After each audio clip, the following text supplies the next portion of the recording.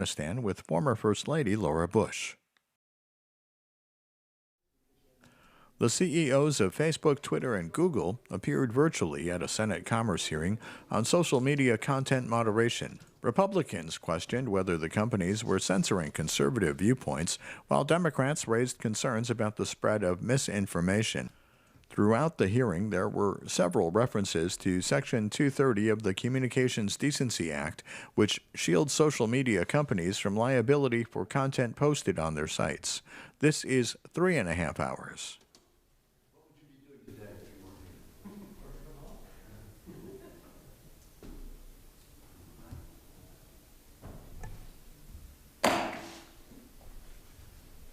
This hearing will come to order. Senator Cantwell is going to join us in person, but she joins us remotely at the beginning of the hearing. We have convened this morning to continue the work of this committee to ensure that the Internet remains a free and open space and that the laws that govern it are sufficiently up to date. The Internet is a great American success story, thanks in large part to the regulatory and legal structure our government put in place. But we cannot take that success for granted. The openness and freedom of the Internet are under attack. Soon we will hear from the CEOs of three of the most prominent Internet platforms, Facebook, Google, and Twitter. Our witnesses include Mr. Jack Dorsey of Twitter, Mr. Sundar Pichai of Alphabet Incorporated and its subsidiary Google, and Mr. Mark Zuckerberg of Facebook. On October 1st, this committee voted on a bipartisan and unanimous basis to approve the issuance of subpoenas. After discussions among representatives of the companies and the committee, the witnesses agreed to attend the hearing voluntarily and remotely. There is strong agreement on both sides of the aisle that hearing from these witnesses is important to the deliberations before this committee, including deliberations on what legislative reforms are necessary to ensure a free and open Internet. For almost 25 years, the preservation of Internet freedom has been the hallmark of a thriving digital economy in the United States. This success has largely been attributed to a light-touch regulatory framework and to Section 230 of the Communications Decency Act, often referred to as the 26 words that created the Internet. There is little dispute that Section 230 played a critical role in the early development and growth of online platforms. Section 230 gave content providers protection from liability to remove and moderate content that they or their users considered to be, quote, obscene, lewd, lascivious, filthy, excessively violent, harassing, or otherwise objectionable, end quote. This liability shield has been pivotal in protecting online platforms from endless and potentially ruinous lawsuits. But it has also given these Internet platforms the ability to control, stifle, and even censor content in whatever manner meets their respective standards. The time has come for that free pass to end. After 24 years of Section 230 being the law of the land, much has changed. The Internet is no longer an emerging technology. The companies before us today are no longer scrappy startups operating out of a garage or a dorm room. They are now among the world's largest corporations, wielding immense power in our economy, culture, and public discourse. Immense power. The applications they have created are connecting the world in unprecedented ways, far beyond what lawmakers could have imagined 3 decades ago. These companies are controlling the overwhelming flow of news and information that the public can share and access. One noteworthy example occurred just 2 weeks ago, after our subpoenas were unanimously approved. The New York Post, the country's 4th largest newspaper, ran a story revealing communications between Hunter Biden and a Ukrainian official. The report alleged that Hunter Biden facilitated a meeting with his father, Joe Biden, who was then Vice President of the United States. Almost immediately, both Twitter and Facebook took steps to block or limit access to the story. Facebook, according to its policy communications manager, began, quote, reducing its distribution on the platform, unquote, pending a third-party check, a third-party fact check. Twitter went beyond that, blocking all users, including the House Judiciary Committee, from sharing the article on feeds and through direct messages. Twitter even locked the New York Post account entirely, claiming the story included hacked materials and was potentially harmful. It is worth noting that both Twitter and Facebook's aversion to hacked materials has not always been so stringent. For example, when the president's tax returns were illegally leaked, neither company acted to restrict access to that information. Similarly, the now discredited Steele dossier was widely shared without fact-checking or disclaimers. This apparent double standard would be appalling under normal circumstances, but the fact that selective censorship is occurring in the midst of the 2020 election cycle dramatically amplifies the power wielded by Facebook and Twitter. Google recently generated its own controversy when it was revealed that the company threatened to cut off several conservative websites, including The Federalist, from their ad platform. Make no mistake, for sites that rely heavily on advertising revenue for their bottom line, being blocked from Google's services or demonetized can be a death sentence. According to Google, the offense of these websites was hosting user-submitted comment sections that included objectionable content. But Google's own platform, YouTube, hosts user-submitted comment sections for every video uploaded. It seems that Google is far more zealous in policing conservative sites than its own YouTube platform for the same types of offensive and outrageous language. It is ironic that when the subject is net neutrality, technology companies, including Facebook, Google, and Twitter, have warned about the grave threat of blocking or throttling the flow of information on the internet. Meanwhile, these same companies are actively blocking and throttling the distribution of content on their own platforms and are using protections under Section 30 to do it. Is it any surprise that voices on the right are complaining about hypocrisy, or even worse, anti-democratic election interference? These recent incidents are only the latest in a long trail of censorship and suppression of conservative voices on the internet. Reasonable observers are left to wonder whether big tech firms are obstructing the flow of information to benefit one political ideology or agenda. My concern is that these platforms have become powerful arbiters of what is true and what content users can access. The American public gets little insight into the decision-making process when content is moderated, and users have little recourse when they are censored or restricted. I hope we can all agree that the issues the committee will discuss today are ripe for thorough examination and action. I have introduced legislation to clarify the intent of Section 230's liability protections and increase the accountability of companies who engage in content moderation.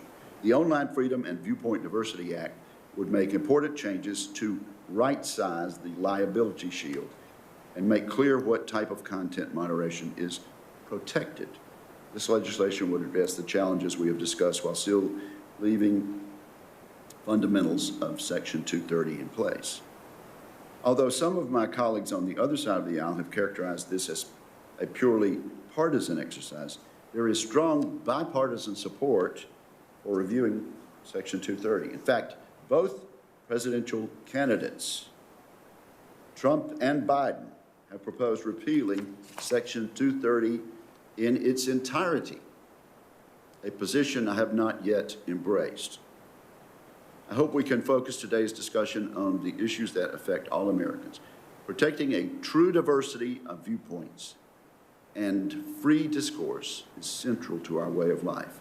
I look forward to hearing from today's witnesses about what they are doing to promote transparency, accountability, and fairness in their content moderation processes. And I thank each of them for cooperating with us in the scheduling of this testimony. I now turn to my friend and ranking member, Senator Cantwell, for her opening remarks. Senator Cantwell.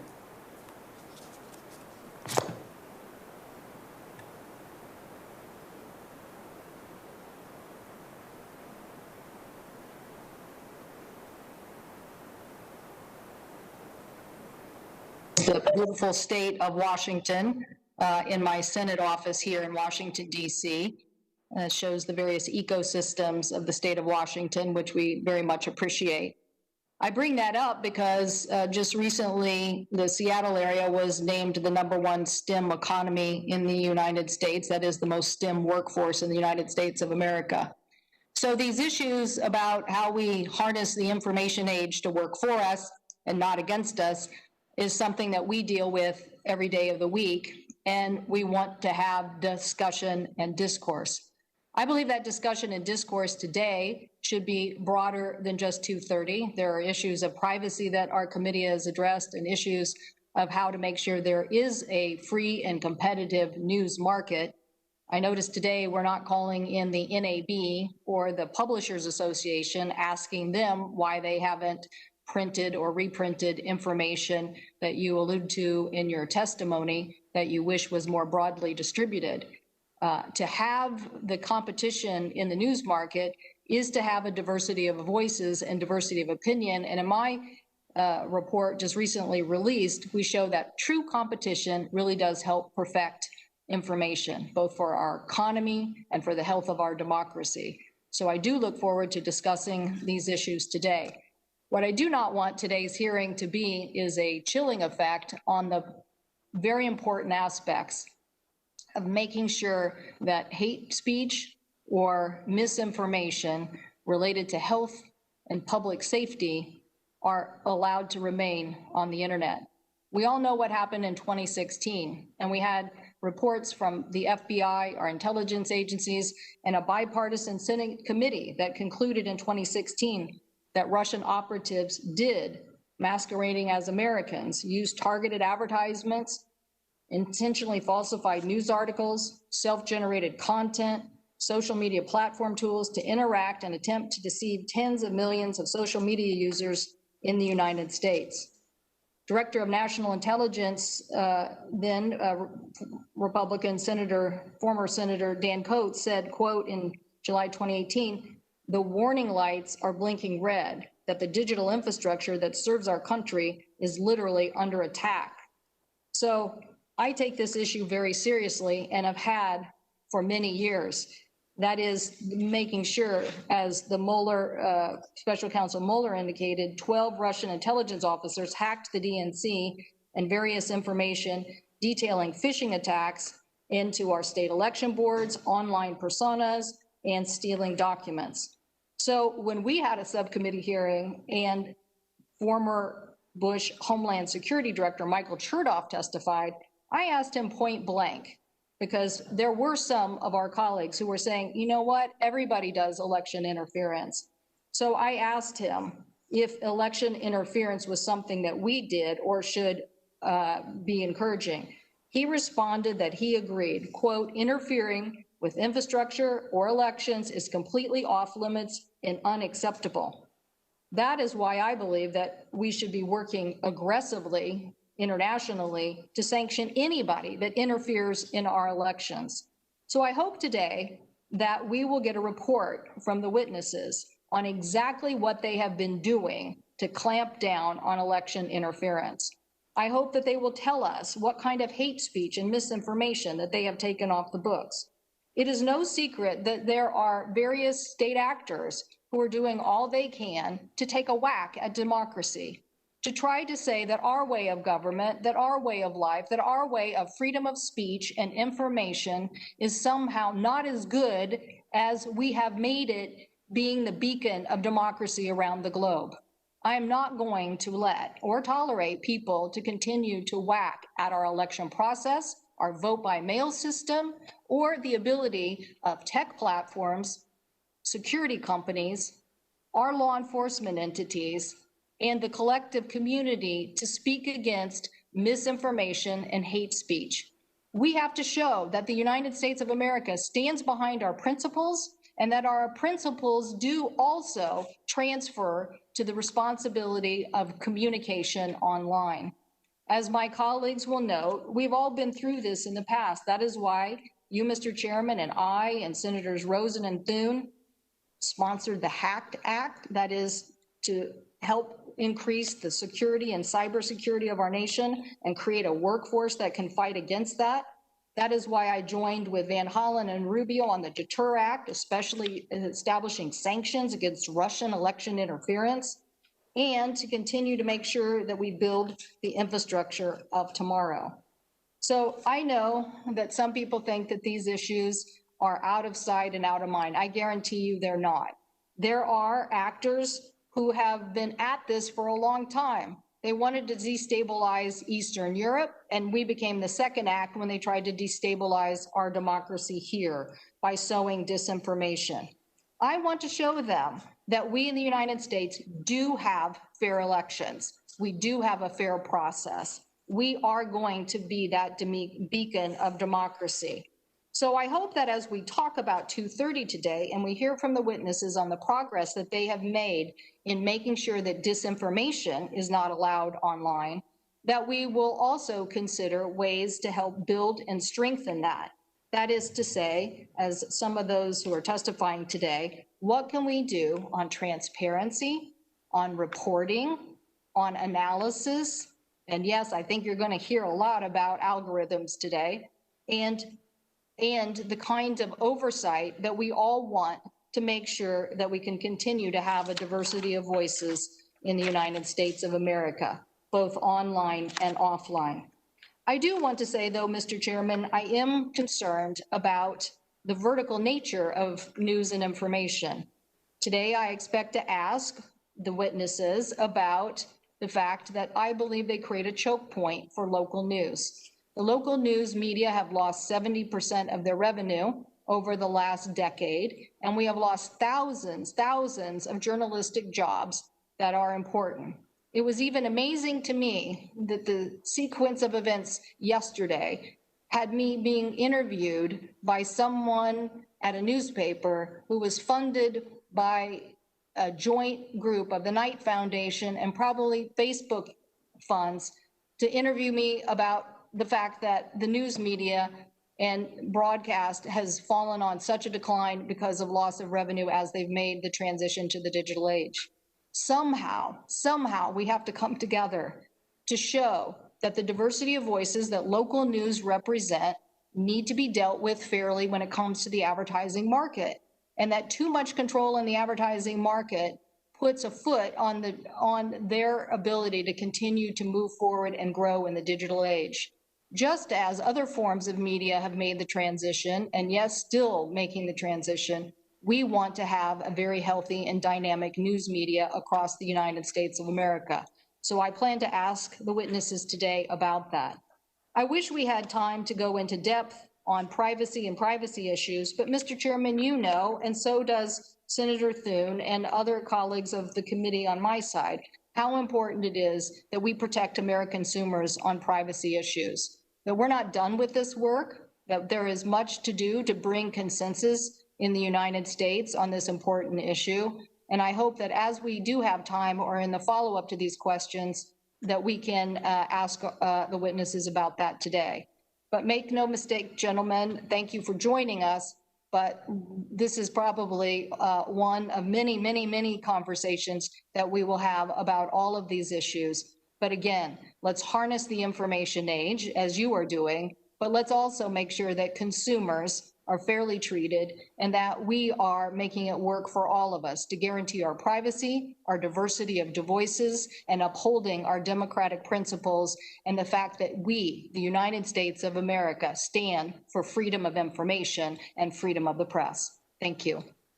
Thank you, Senator Cantwell, and certainly you're correct that this will not be the last hearing with regard to this subject matter, and I also appreciate you mentioning your concerns, which I share, about local journalism. At this point, we are about to receive testimony from our witnesses. Before we begin that, let me remind members that today's hearing will provide senators with 7-minute rounds, with a round of 7-minute questioning rather than the usual 5 minutes that we have done in the past. At 7 minutes, the gavel will, let's say at a few seconds after 7 minutes, the gavel will go down. Even so, this hearing could last some 3 hours and 42 minutes at that rate. So this will be an extensive and lengthy hearing. Members are advised that we will adhere closely to that 7-minute limit. And also, shortly before noon, at the request of one of our witnesses, we will take a short 10-minute break. With that, we welcome our panel of witnesses, thank them for their testimony, and ask them to give their opening statements, summarizing them in some 5 minutes. The entire statement will be added at this point in the record, and we will begin with Mr. Jack Dorsey of Twitter. Sir, are you here? Do you hear us, and do we have contact with you? Yes, can you hear me? Yes, yes. So thank you for being with us, and you are now recognized for 5 minutes, sir. Okay, thank you, members of the Commerce Committee, for the opportunity to speak with the American people about Twitter and Section 230. My remarks will be brief so we can get to questions. Section 230 is the most important law protecting internet speech, and removing Section 230 will remove speech from the internet. Section 230 gave internet services 2 important tools. The first provides immunity from liability for users' content. The second provides Good Samaritan protections for content moderation and removal, even of constitutionally protected speech, as long as it's done in good faith. That concept of good faith is what's being challenged by many of you today. Some of you don't trust we're acting in good faith. That's the problem I want to focus on solving. How do services like Twitter earn your trust? How do we ensure more choice in the market if we don't? There are 3 solutions we'd like to propose to address the concerns raised, all focused on services that decide to moderate or remove content. They could be expansions to Section 230, new legislative frameworks, or a commitment to industry-wide self-regulation best practices. The first is requiring a services moderation process to be published. How are cases reported and reviewed? How are decisions made? What tools are used to enforce? Publishing answers to questions like these will make our process more robust and accountable to the people we serve. The second is requiring a straightforward process to appeal decisions made by humans or by algorithms. This ensures people can let us know when we don't get it right, so that we can fix any mistakes and make our processes better in the future. And finally, much of the content people see today is determined by algorithms, with very little visibility into how they choose what they show. We took a first step in making this more transparent by building a button to turn off our home timeline algorithms. It's a good start, but we're inspired by the market approach suggested by Dr. Stephen Wolfram before this committee in June 2019. Enabling people to choose algorithms created by third parties to rank and filter their content is an incredibly energizing idea that's in reach. Requiring 1, moderation process and practices to be published, 2, a straightforward process to appeal decisions, and 3, best efforts around algorithmic choice are suggestions to address the concerns we all have going forward. And they're all achievable in short order. It's critical as we consider these solutions, we optimize for new startups and independent developers. Doing so ensures a level playing field that increases the probability of competing ideas to help solve problems. We mustn't entrench the largest companies any further. Thank you for the time, and I look forward to a productive discussion to dig into these and other ideas. Thank you very much, Mr. Dorsey. We now call on Mr. Sundar Pichai. You are recognized for 5 minutes, sir. Chairman Wicker, Ranking Member Cantwell, and distinguished members of the committee, thank you for the opportunity to appear before you today. The internet has been a powerful force for good over the past 3 decades. It has radically improved access to information, whether it's connecting Americans to jobs, getting critical updates to people in times of crisis, or helping a parent find answers to questions like, how can I get my baby to sleep through the night? At the same time, people everywhere can use their voices to share new perspectives, express themselves, and reach broader audiences than ever before. Whether you're a barber in Mississippi or a home renovator in Indiana, you can share a video and build a global fan base and a successful business right from your living room. In this way, the internet has been one of the world's most important equalizers. Information can be shared and knowledge can flow from anyone to anywhere. The same low barriers to entry also make it possible for bad actors to cause harm. As a company whose mission is to organize the world's information and make it universally accessible and useful, Google is deeply conscious of both the opportunities and risks the internet creates. I'm proud that Google's information services like search, Gmail, Maps, and Photos provide thousands of dollars a year in value to the average American for free. We feel a deep responsibility to keep the people who use our products safe and secure, and have long invested in innovative tools to prevent abuse of our services. When it comes to privacy, we are committed to keeping your information safe, treating it responsibly, and putting you in control. We continue to make privacy improvements, like the changes I announced earlier this year to keep less data by default, and support the creation of comprehensive federal privacy laws. We are equally committed to protecting the quality and integrity of information on our platforms and supporting our democracy in a nonpartisan way. As just one timely example, our information panels on Google and YouTube inform users about where to vote and how to register. We've also taken many steps to raise up high-quality journalism, from sending 24 billion visits to news websites globally every month, to our recent $1 billion investment in partnerships with news publishers. Since our founding, we've been deeply committed to the freedom of expression. We also feel a responsibility to protect people who use our products from harmful content and to be transparent about how we do that. That's why we set and publicly disclose clear guidelines for our products and platforms, which we enforce impartially. We recognize that people come to our services with a broad spectrum of perspectives, and we are dedicated to building products that are helpful to users of all backgrounds and viewpoints.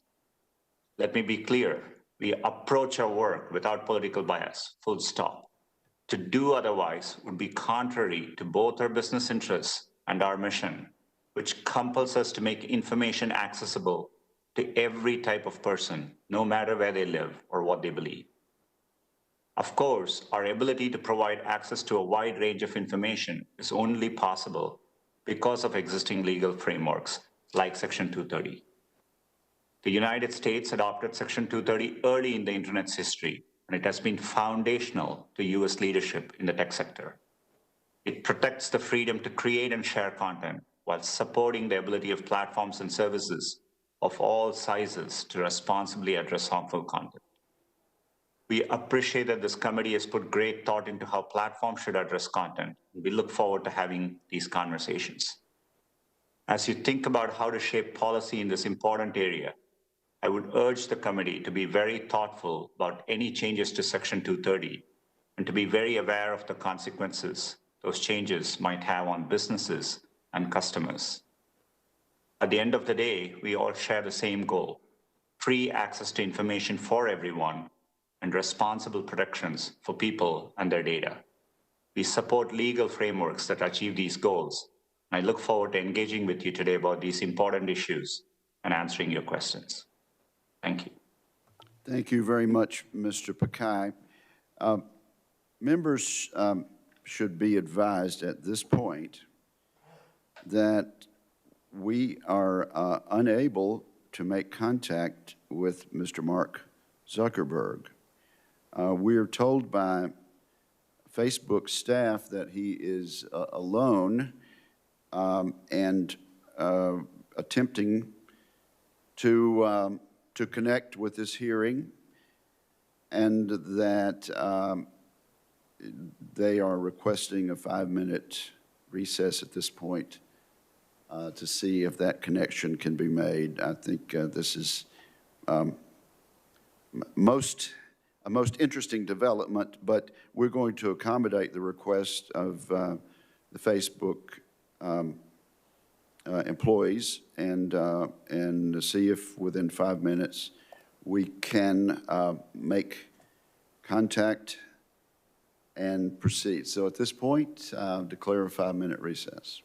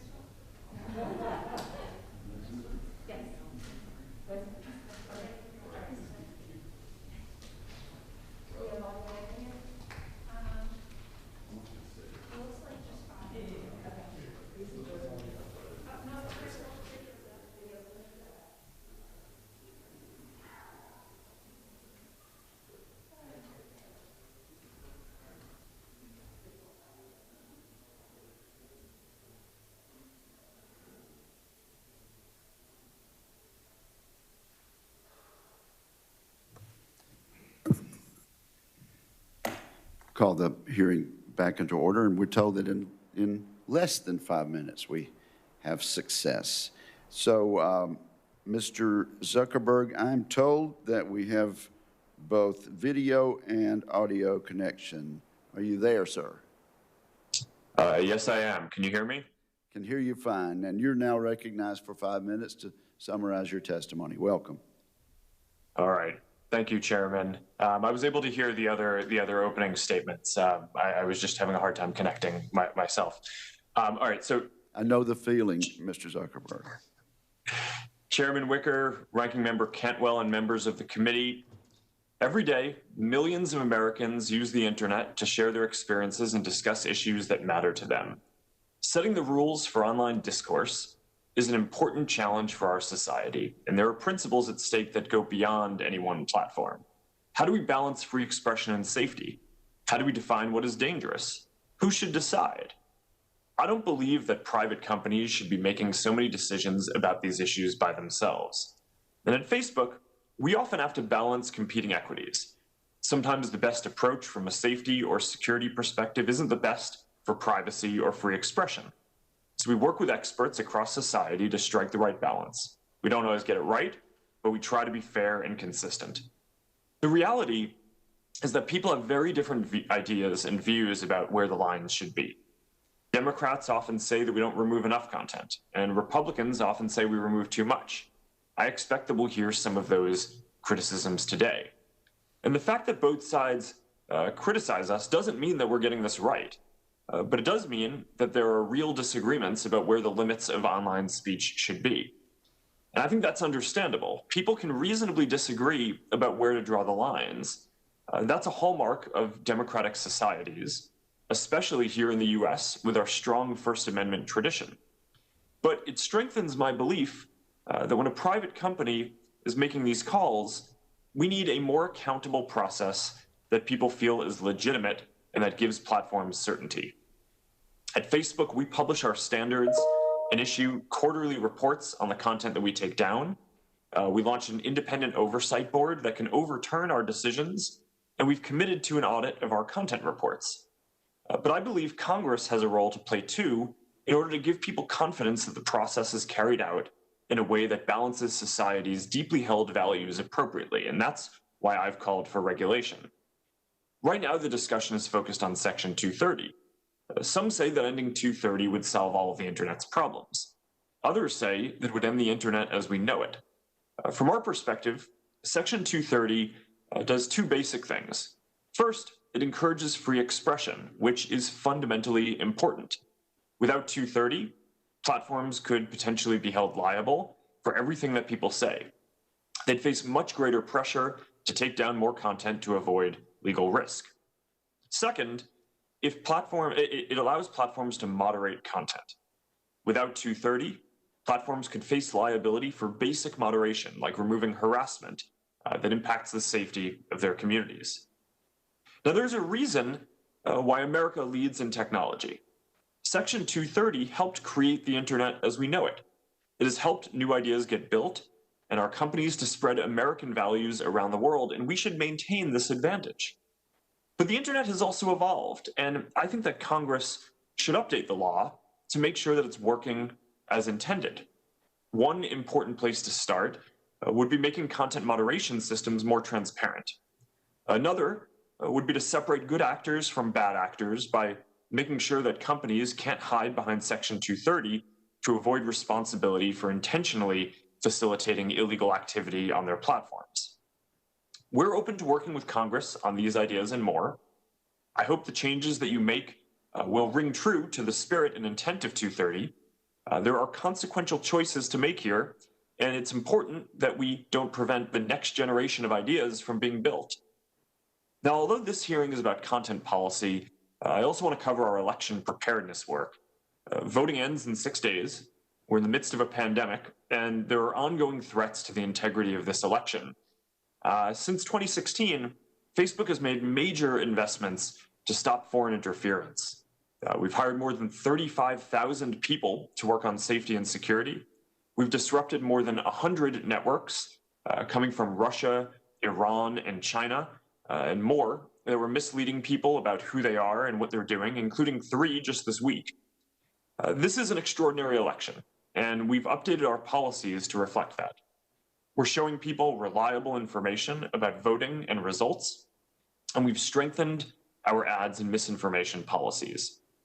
We're also running the largest voting information campaign in US history. We estimate that we've helped more than 4.4 million people register to vote, and 100,000 people volunteer to be poll workers. Candidates on both sides continue to use our platforms to reach voters.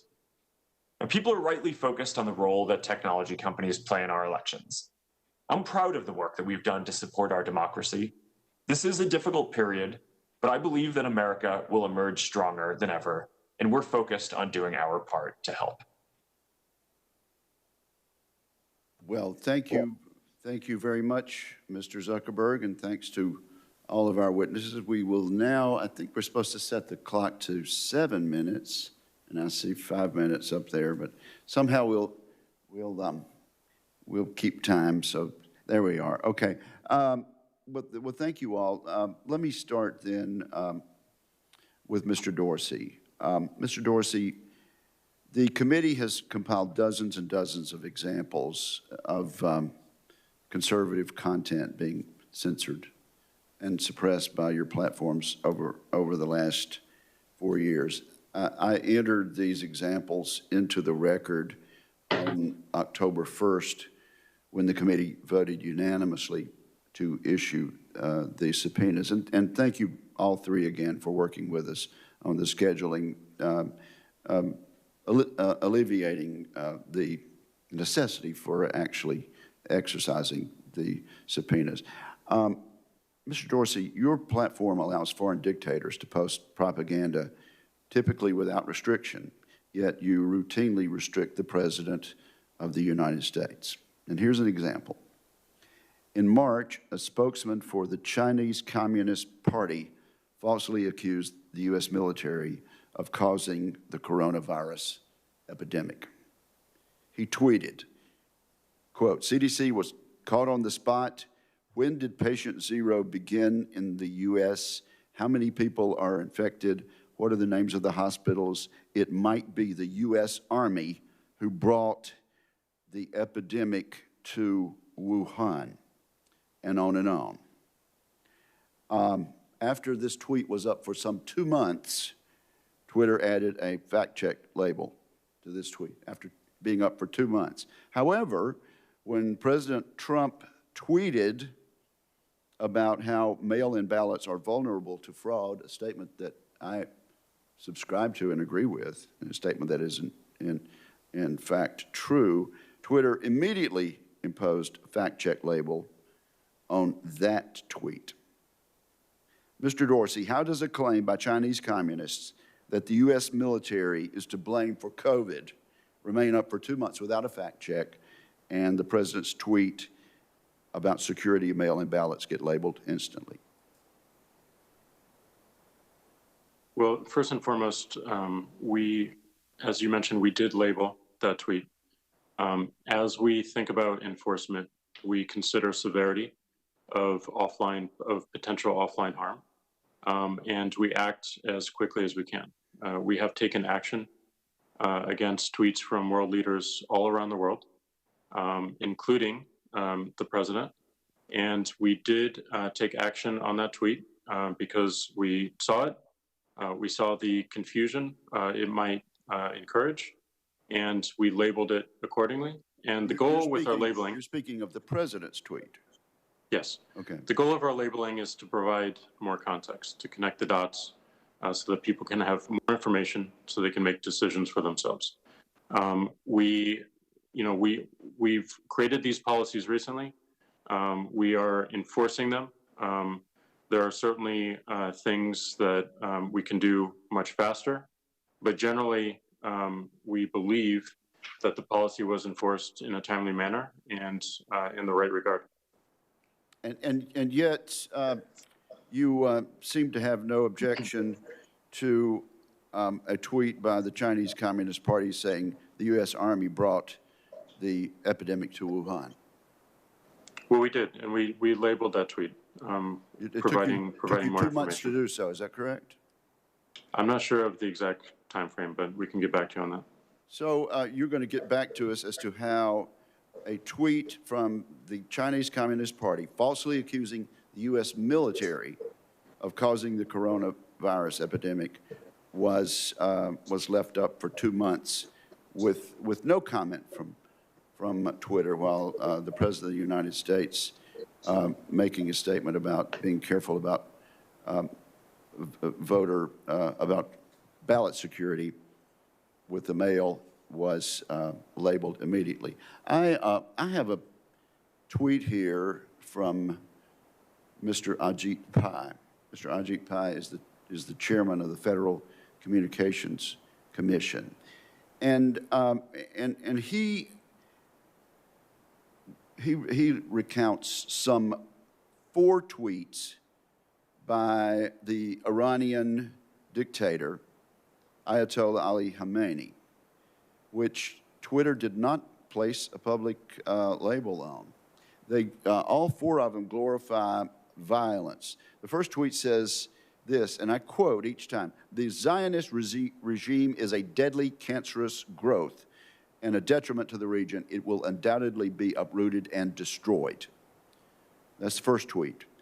The second tweet: "The only remedy until the removal of the Zionist regime is firm armed resistance." Again, left up without comment by Twitter. The third: "The struggle to free Palestine is jihad in the way of God." I quote that in part for the sake of time. And number 4, "We will support and assist any nation or any group anywhere who opposes and fights the Zionist regime." I would simply point out that these tweets are still up. Mr. Dorsey? And how is it that they are acceptable to be there? I'll ask unanimous consent to enter this tweet from Ajit Pai in the record at this point. That'll be done without objection. How, Mr. Dorsey, is that acceptable based on your policies at Twitter? Well, we believe it's important for everyone to hear from global leaders. And we have policies around world leaders. We want to make sure that we are respecting their right to speak and to publish what they need. But if there is a violation of our terms of service, we want to label it. They're still up. Do they violate your terms of service, Mr. Dorsey? We did not find those to violate our terms of service because we considered them saber rattling, which is part of the speech of world leaders in concert with other countries. Speech against our own people or a country's own citizens, we believe is different and can cause more immediate harm. Very, very telling information, Mr. Dorsey. Thank you very much. Senator Cantwell, you are recognized. I think I'm deferring to our colleague, Senator Peters, just because of timing and situation for him. All right, Senator Peters, are you there? I am here. So I am here. You are recognized for 7 minutes. Well, thank you, Mr. Chairman. And Ranking Member Cantwell, appreciate your deferral to me. I certainly appreciate that consideration a great deal. Also want to thank each of our panelists here today for coming forward and being a witness, and appreciate all of you accommodating your schedule so that we could have this hearing. My first question is for Mr. Zuckerberg, and I want to start off by saying how much I appreciated our opportunity last night to speak at length on a number of issues. And as I told you last night, I appreciate the Facebook's efforts to assist law enforcement to disrupt a plot to kidnap and then to hold a sham trial and kill our governor, Governor Whitmer. The individuals in that case apparently used Facebook for a broad recruiting effort, but then they actually planned the specifics of that operation off of your platform. My question is, when users reach the level of radicalization that violates your community standards, you often will ban those groups and then drive them off to other platforms. Those platforms tend to have less transparency and oversight. But the issue that I'd like you to address is for those individuals that remain on your platform, they're often far down the path of radicalization, but they are definitely looking for an outlet. And I understand that Facebook has recently adopted a strategy to redirect users who are searching, for example, for election misinformation. But it doesn't seem that policy applies to budding violent extremists. Mr. Zuckerberg, do you believe that the platform your platform has a responsibility to off-ramp users who are on the path to radicalization by violent extremist groups? Senator, thanks for the question. I think this is very important. And my understanding is that we actually do a little of what you're talking about here. If people are searching for, I think, for example, white supremacist organizations, of which we ban those, we treat them as terrorist organizations.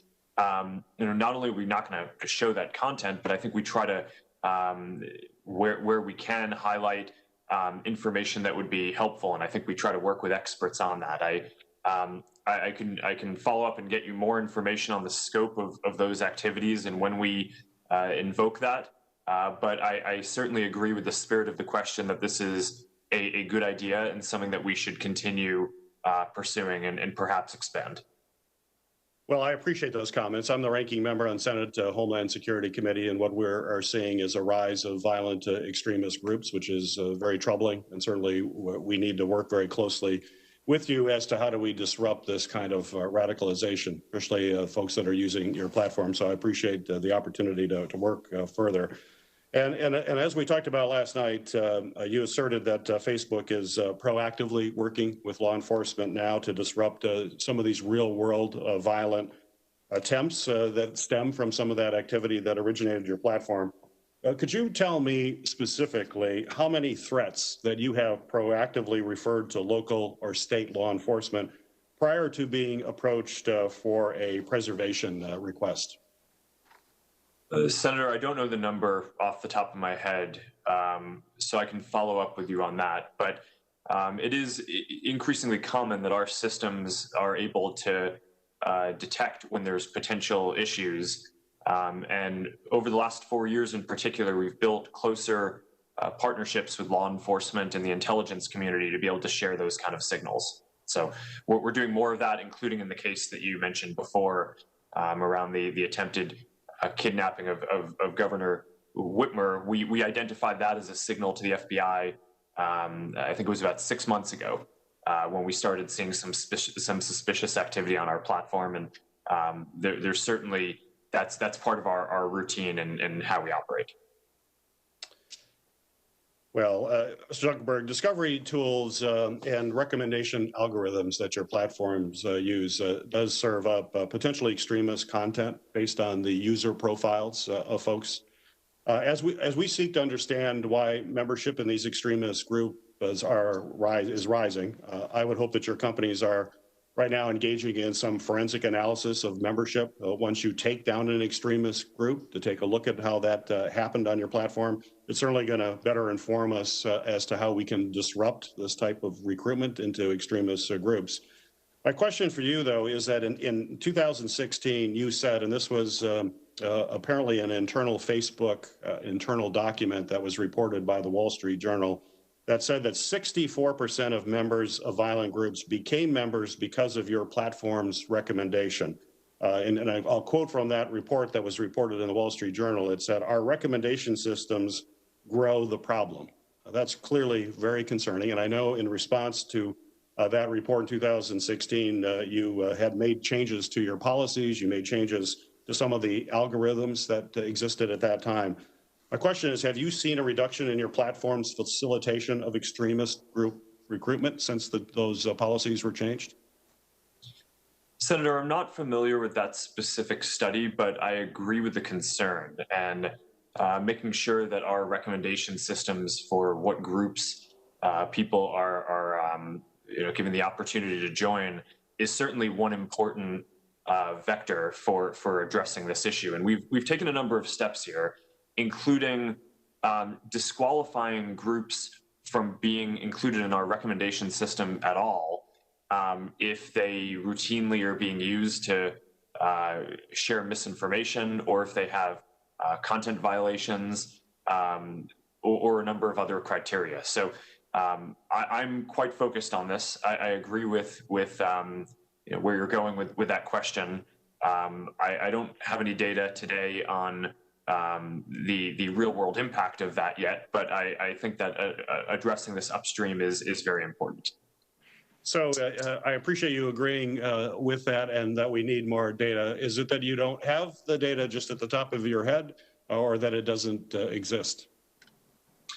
Well, Senator, certainly the former, and potentially the latter as well. I think it probably takes some time after we make these changes to be able to measure the impact of it. And I'm not aware of what studies are going on into this. This seems like the type of thing that one would want not just internal Facebook researchers to work on, but also potentially a collaboration with independent academics as well. Thank you, Mr. Zuckerberg, and thank you, Senator Peters. Senator Gardner has also asked to go out of order, and Senator Thune has graciously deferred to him. So, Senator Gardner, you are recognized for 7 minutes, sir. Well, thank you, Mr. Chairman, and thank you, Senator Thune, for sharing your time, or at least deferring your time to me. And thank you, Mr. Zuckerberg, Mr. Pichai, thank you very much, and Mr. Dorsey, thank you for being here. Mr. Dorsey, I'm going to direct these first questions to you. Mr. Dorsey, do you believe the Holocaust really happened, yes or no? Yes. So you would agree that someone who says the Holocaust may not have happened is spreading misinformation, yes or no? Yes. I appreciate your answers on this, but they surprise me and probably a lot of other Coloradans and Americans. After all, Iran's Ayatollah has done exactly this, questioning the Holocaust. And yet his tweets remain unflagged on Twitter's platform. You and I agree that moderating your platform makes sense in certain respects. We don't want the next terrorist finding inspiration on Twitter or any platform for that matter. But you've also decided to moderate certain content from influential world leaders, and I'd like to understand your decisions to do so a little bit better. Can you name any other instance of Twitter hiding or deleting a tweet from heads of state? Not off the top of my head, but we have many examples across world leaders around the world. Would you be willing to provide a list of those? Absolutely. I know that we agree content moderation can have certain upsides like combating terrorism, but Twitter has chosen to approach content moderation from the standpoint of combating misinformation as well. So it's strange to me that you've flagged the tweets from the president, but haven't hidden the Ayatollah's tweets on Holocaust denial or calls to wipe Israel off the map. And that you can't recall off the top of your head hidden or deleted tweets from other world leaders. I would appreciate that list. I think it's important that we all hear that. So that brings my next question to the front. Does Twitter maintain a formal list of certain accounts that you actively monitor for misinformation? No, and we don't have a policy against misinformation. We have a policy against misinformation in 3 categories, which are manipulated media, public health, specifically COVID, and civic integrity, election interference, and voter suppression. That is all we have policy on for misleading information. We do not have policy or enforcement for any other types of misleading information that you're mentioning. So somebody denying the murder of millions of people or instigating violence against a country as a head of state is not categorically falling in any of those 3 misinformation or other categories Twitter has? Not misinformation, but we do have other policies around incitement to violence, which may, some of the tweets that you mentioned or the examples that you're mentioning may fall afoul of.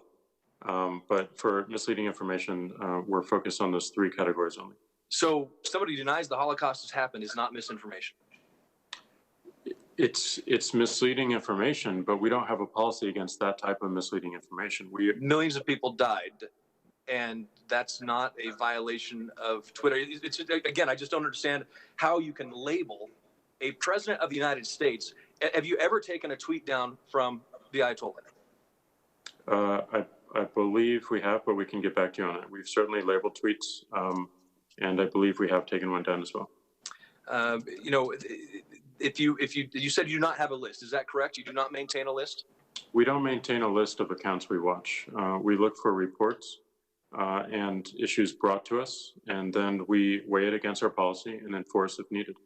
You look for reports from your employees or from the from the people using the service. Right, and then they turn that over to your board of review. Is that correct?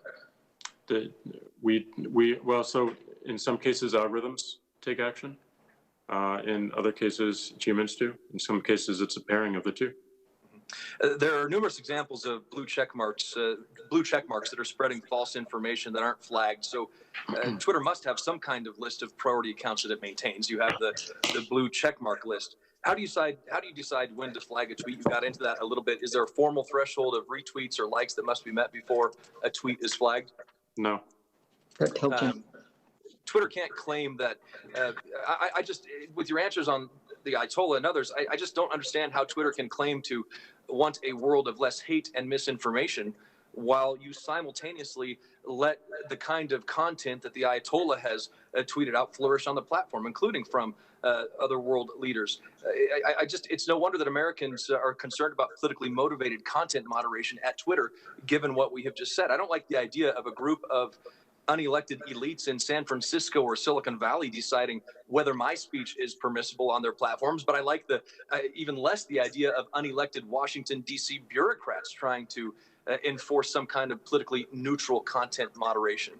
So just as we have heard from other panelists, as we're going to hear throughout the day, we have to be very careful and not rush to legislate in ways that stifle speech. You can delete Facebook, turn off Twitter, or try to ditch Google, but you cannot unsubscribe from government censors. Congress should be focused on encouraging speech, not restricting it. The Supreme Court has tried teaching us that lesson time and time again, and the Constitution demands that we remember it. I'm running short on time, so I'm going to very quickly go through another question. One of the core ideas of Section 230's liability protections is this: you shouldn't be responsible for what someone else says on your platform. Conversely, you should be liable for what you say or do on your own platform. I think that's pretty common sense. But courts have not always agreed with this approach. Even Rep. Chris Cox opined in a recent Wall Street Journal op-ed that Section 230 has sometimes been interpreted by courts more broadly than I expected. For example, allowing some websites to escape liability for content they helped create. Mr. Zuckerberg, I have a simple question for you and each of the panelists today quickly. To be clear, I'm not talking about technical tools or operating the platform itself here. I'm purely talking about content. Do you agree that internet platforms should be held liable for the specific content that you yourself create on your own platforms? Yes or no? Very quickly. Senator, I think that is reasonable. Yes or no, Mr. Dorsey? If Twitter creates specific content, should Twitter be liable for that content? It's reasonable as well. Mr. Piche, same question to you. Yes or no, should Google be liable for the specific content that it creates? If we are acting as a publisher, I would say yes. The specific content that you create on your own platform? Yes. That seems reasonable. Thank you. I think one of the other sides of liability questions in regard to the good faith removal provision in Section 230 that we'll get into a little bit more in the private questions. I know I'm out of time. So, Mr. Chairman, thank you for giving me this time. Senator Thune, thank you as well. And thanks to the witnesses. Thank you, Senator Gardner. The ranking member has now deferred to Senator Klobuchar, so Senator, you are now recognized. Thank you, Chairman. I want to note first that this hearing comes 6 days before Election Day, and it makes, I believe we're politicizing, and the Republican majority is politicizing, which should actually not be a partisan topic. And I do want to thank the witnesses here for appearing, but also for the work that they're doing to try to encourage voting and to put out the correct information when the president and others are undermining vote by mail, something we're doing in every state in the country right now. Second point, Republicans failed to pass my Bipartisan Honest Ads Act. And the White House blatantly blocked the bipartisan election security bill that I had with Senator Langford, as well as several other Republicans. And it's one of the reasons I think we need a new president. Third, my Republican colleagues in the Senate, many of them I work with very well in this committee, but we have had 4 years to do something when it comes to antitrust, privacy, local news, a subject that briefly came up, and so many other things. So I'm going to use my time to focus on what I consider, in Justice Ginsburg's words, to be a blueprint for the future. I'll start with you, Mr. Zuckerberg. How many people log into Facebook every day? Senator, it is more than 2 billion. Okay. And how much money have you made on political advertisements in the last 2 years? Senator, I do not know off the top of my head. It is a relatively small part of our revenue. Okay, small for you, but I think it's 2.2 billion, over 10,000 ads sold since May 2018. Those are your numbers, and we can check them later. Do you require Facebook employees to review the content of each of the political ads that you sell in order to ensure that they comply with the law and your own internal rules? Senator, we require all political advertisers to be verified before they could run ads. And I believe we do review advertising as well. But does a real person actually read the political ads that you sell, yes or no? Senator, I imagine that a person does not look at every single ad. Our systems are a combination of artificial intelligence systems and people. We have 35,000 people who do content and security review for us, but given the massive amount of... I really just had a straightforward question because I don't think they do. I think the algorithms hit in because I think the ads instantly are placed. Is that correct? Senator, my understanding of the way the system works is we have computers and artificial intelligence scan everything. And if we think that there are potential violations, then either the AI system will act or it will flag it to the tens of thousands of people who do content review. But with all the money you have, you could have a real person review like a lot of the other traditional media organizations do. So another question, when John McCain and I and Senator Warner introduced the Honest Ads Act, we got pushback from your company, others, and you were initially against it. Then we discussed this at a hearing. You're for it. I appreciate that. And have you spent any of the money? I know you spent the most money, Facebook spent the most money ever lobbying last year. Have you spent any of the money trying to change or block the bill? Senator, no. In fact, I've endorsed it publicly and we've implemented it into our systems, even though it hasn't become law. I'm a big supporter. Have you done anything in the past to try to change it? No. Have you done anything to get it passed? Because we're at a roadblock on it. And I do appreciate that you voluntarily implemented some of it, but have you voluntarily implemented the part of the Honest Ads Act where you fully disclose which groups of people are being targeted by political ads? Senator, we have, I think, industry-leading transparency around political ads, and part of that is showing which audiences, in broad terms, ended up seeing the ads. Of course, getting the right resolution on that is challenging without it becoming a privacy issue, but we've tried to do that and provide as much transparency as we can, and I think we're currently leading in that area. And to your question about how we're... I still have concerns, and I don't mean to interrupt you, but I have such limited time. One of the things that last thing I want to ask you about is divisiveness on the platform. And I know there's been a recent studies have shown that part of your algorithms, they push people towards more polarized content, left, right, whatever. In fact, one of your researchers warned senior executives that our algorithms exploit the human brain's attraction to divisiveness. The way I look at it, more divisiveness, more time on the platform, more time on the platform, the company makes more money. Does that bother you, what it's done to our politics?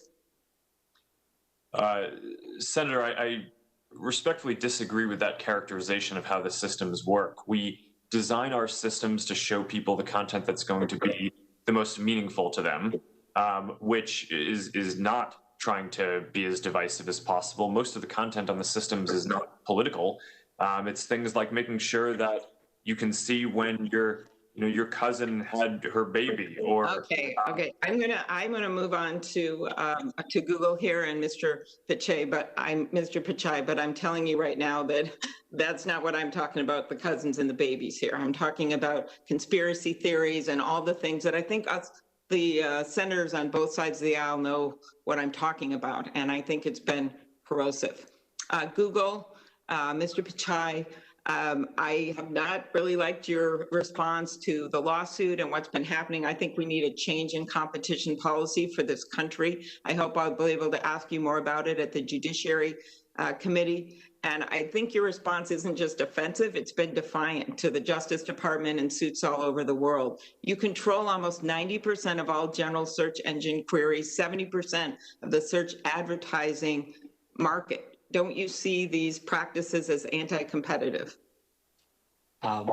Senator, we are a popular general purpose search engine. We do see robust competition in many categories of information. And, we invest significantly in R&D. We are innovating. We are lowering prices in all the markets we are operating in. Happy to, engage and discuss it further. Well, one of your employees testified before the antitrust subcommittee last month, and he suggested that Google wasn't dominant in ad tech, that it was only one of many companies in a highly competitive ad tech landscape. Yet Google has 90% of the publisher ad server market, a product of its DoubleClick acquisition. Does the market sound highly competitive to you when you have 90% of it? Very brief answer. Many publishers can use simultaneously many tools. Amazon and Trade Desk alone have grown significantly in the last 2 years. This is a market in which we share majority of our revenue. Our margins are low.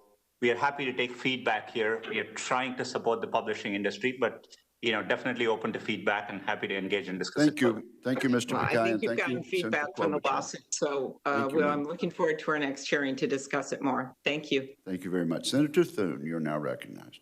Thank you, Mr. Chairman, and I appreciate you convening the hearing today, which is an important follow-up to the subcommittee hearing that we convened in July on Section 230. Many of us here today, and many of those we represent, are deeply concerned about the possibility of political bias and discrimination by large internet and social media platforms. Others are concerned that even if your actions aren't skewed, that they are hugely consequential for our public debate, yet you operate with limited accountability. Such distrust is intensified by the fact that the moderation practices used to suppress or amplify content remain largely a black box to the public.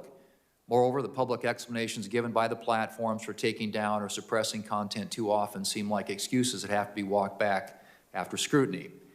And due to exceptional secrecy with which platforms protect their algorithms and content moderation practices, it's been impossible to prove one way or another whether political bias exists. So users are stuck with anecdotal information that frequently seems to confirm their worst fears, which is why I've introduced two bipartisan bills, the Platform Accountability and Consumer Transparency, or the PACT Act, and the Filter Bubble Transparency Act, to give users, the regulators, and the general public meaningful insight into online content moderation decisions and how algorithms may be amplifying or suppressing information. And so I look forward to continuing that discussion today.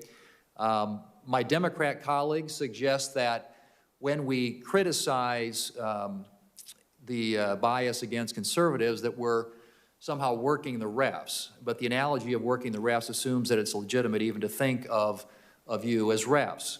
It assumes that you three Silicon Valley CEOs get to decide what political speech gets amplified or suppressed, and it assumes that you're the arbiters of truth, or at the very least, the publishers making editorial decisions about speech. So yes or no, I would ask this of each of the three of you, are the Democrats correct that you all are the legitimate referees over our political speech? Mr. Zuckerberg, are you the ref? Senator, I certainly think not, and I do not want us to have that role. Mr. Dorsey, are you the ref?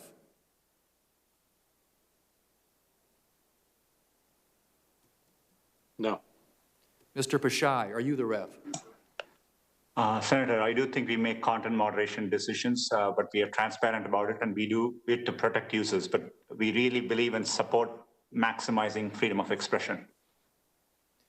I'll take that as three no's, and I agree with that. You are not the referees of our political speech. That's why all three of you have to be more transparent and fair with your content moderation policies and your content selection algorithms, because at the moment, it is, as I said, largely a black box.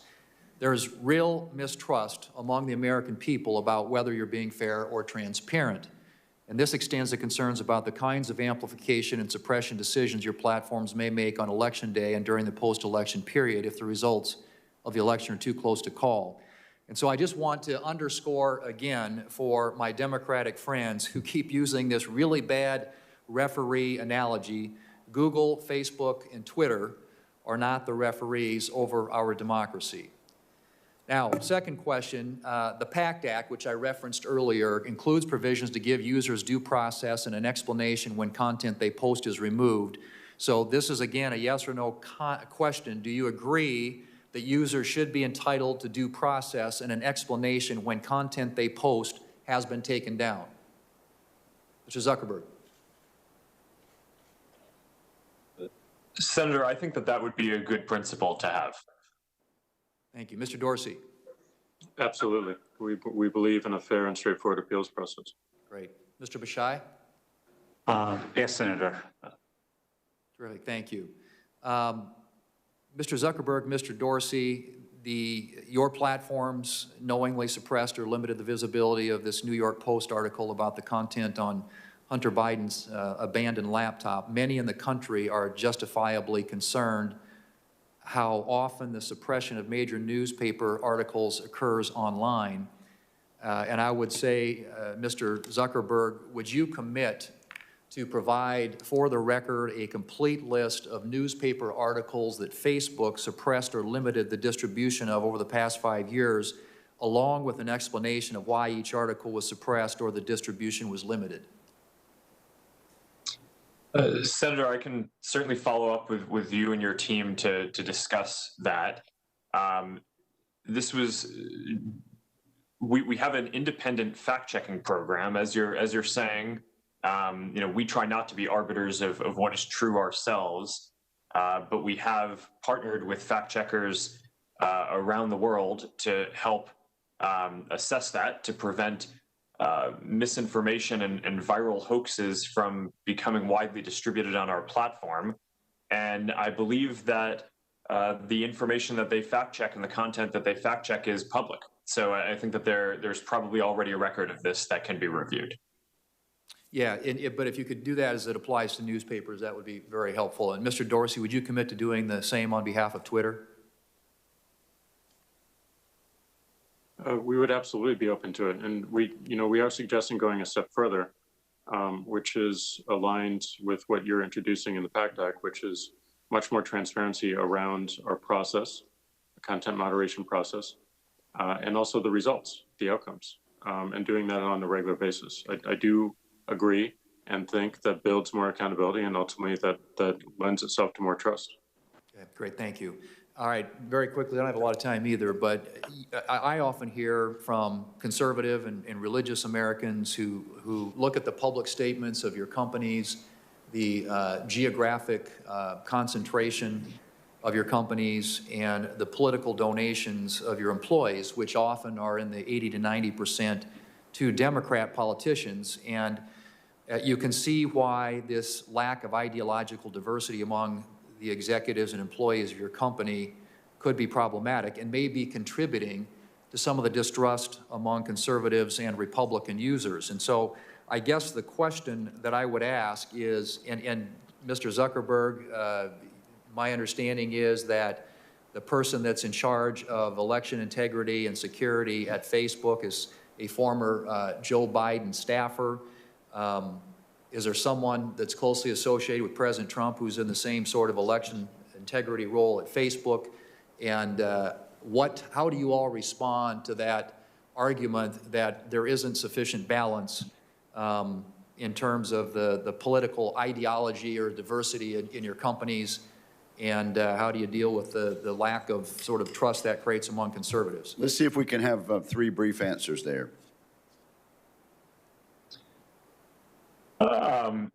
Senator, I think having balance is valuable, and we try to do that. I'm not aware of the example that you say of someone in charge of this process who worked for Biden in the past. So we can follow up on that if that's right. Follow up on the record for the rest of this answer, please, Mr. Zuckerberg. Thank you. All right, Mr. Dorsey. Well, this is why I do believe it's important to have more transparency around our process and our practices. And it's independent of the viewpoints that our employees hold. We need to make sure that we're showing people that we have objective policies and enforcement. And Mr. Pekai. In these teams, there are people who are liberal, Republican, libertarian, and so on. We are committed. We consult widely with important third-party organizations across both sides when we develop our policies. And as a CEO, I'm committed to running it without any political bias, but happy to engage more on answer. Nancy. Thank you, gentlemen, and thank you, Senator Thune. The ranking member has now deferred to Senator Blumenthal. Sir, you are recognized. Thanks, Mr. Chairman, and thank you to the ranking member. I want to begin by associating myself with the very thoughtful comments made by the ranking member as to the need for broader consideration of issues of privacy and competition and local news. They are vitally important. And also with the comments made by my colleagues, Senator Klobuchar, about the need for antitrust review. And I assume we'll be examining some of these topics in November before the Judiciary Committee. you know, I've been an advocate of reform of Section 230 for literally 15 years. When I was Attorney General of the state of Connecticut, I raised this issue of the absolute immunity that no longer seems appropriate. So I really welcome the bipartisan consensus that we're seeing now, that there needs to be constructive review. But frankly, I am appalled that my Republican colleagues are holding this hearing literally days before an election when they seem to want to bully and browbeat the platforms here to try to tilt them toward President Trump favor. The timing seems inexplicable, except to game the ref in effect. I recognize the referee analogy is not completely exact, but that's exactly what they're trying to do, namely to bully and browbeat these platforms to favor President Trump's tweets and posts. And frankly, President Trump has broken all the norms, and he has put on your platforms potentially dangerous and lethal misinformation and disinformation. I'm going to hold up one of them. This one, as you can see, pertains to COVID. We have learned to live with it, he says, just like we are learning to live with COVID, talking about the flu. We have learned to live with it. In most populations, far less lethal. He has said that children, I would say almost definitely, but almost immune from this disease.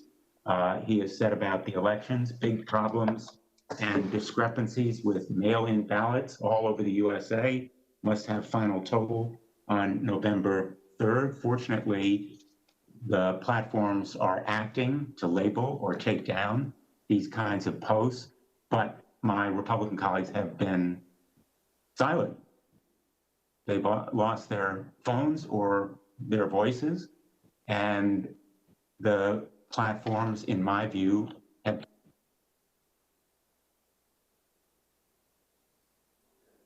Now, we just lost your voice there in mid-sentence, Richard.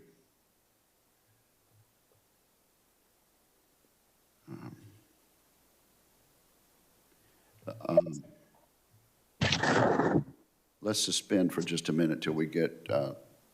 I hope you can hear me now. There we are. Okay, we can hear you now, Senator Blumenthal. Just a start back one sentence before we had you until then. I just want to say about this disinformation from the president, there's been deafening silence from my Republican colleagues. And now we have a hearing that is in effect designed to intimidate, bully, browbeat the platforms that have labeled disinformation for exactly what it is. We're on the verge of a massive onslaught on the integrity of our elections. President Trump has indicated that he will potentially interfere by posting disinformation on election day or the morning after. The Russians have begun already interfering in our elections. We've all received briefings that are literally chilling about what they are doing, and the FBI and the CSIS have recently issued public alerts that, quote, foreign actors and cyber criminals likely to spread disinformation regarding 2020 results. They are making 2016 look like child's play in what they are doing. So President Trump and the Republicans have a plan which involves disinformation and misinformation. The Russians have a plan. I want to know whether you have a plan, Facebook, Twitter, Google, a plan if the president uses your platforms to say on the day of the election that there is rigging or fraud without any basis in evidence, or attempts to say that the election is over and the counting of votes must stop either on November 4th or some day subsequent. And I would like, as to this question about whether you have a plan, a yes or no.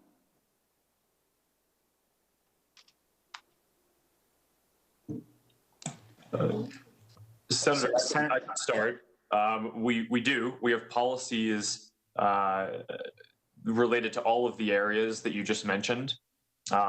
Candidates or campaigns trying to delegitimize methods of voting or the election, candidates trying to prematurely declare victory, and candidates trying to spread voter suppression material that is misleading about how, when, or where to vote.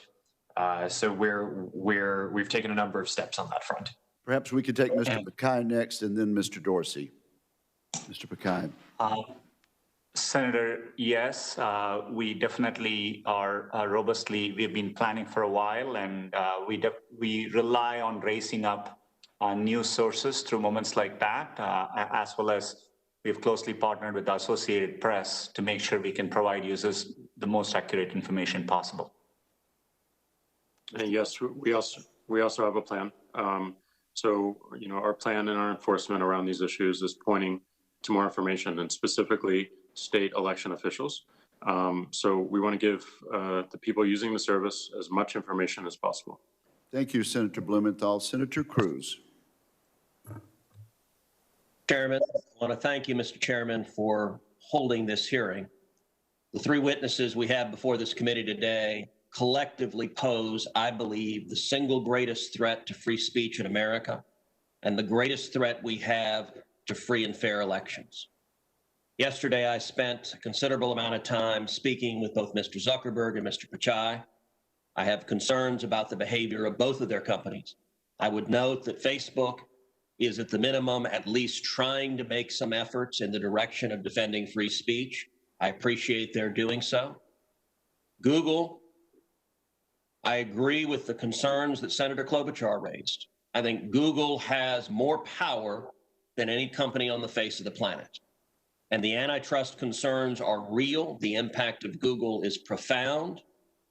And I expect we will have continued and ongoing discussions about Google's abuse of that power and its willingness to manipulate search outcomes to influence and change election results.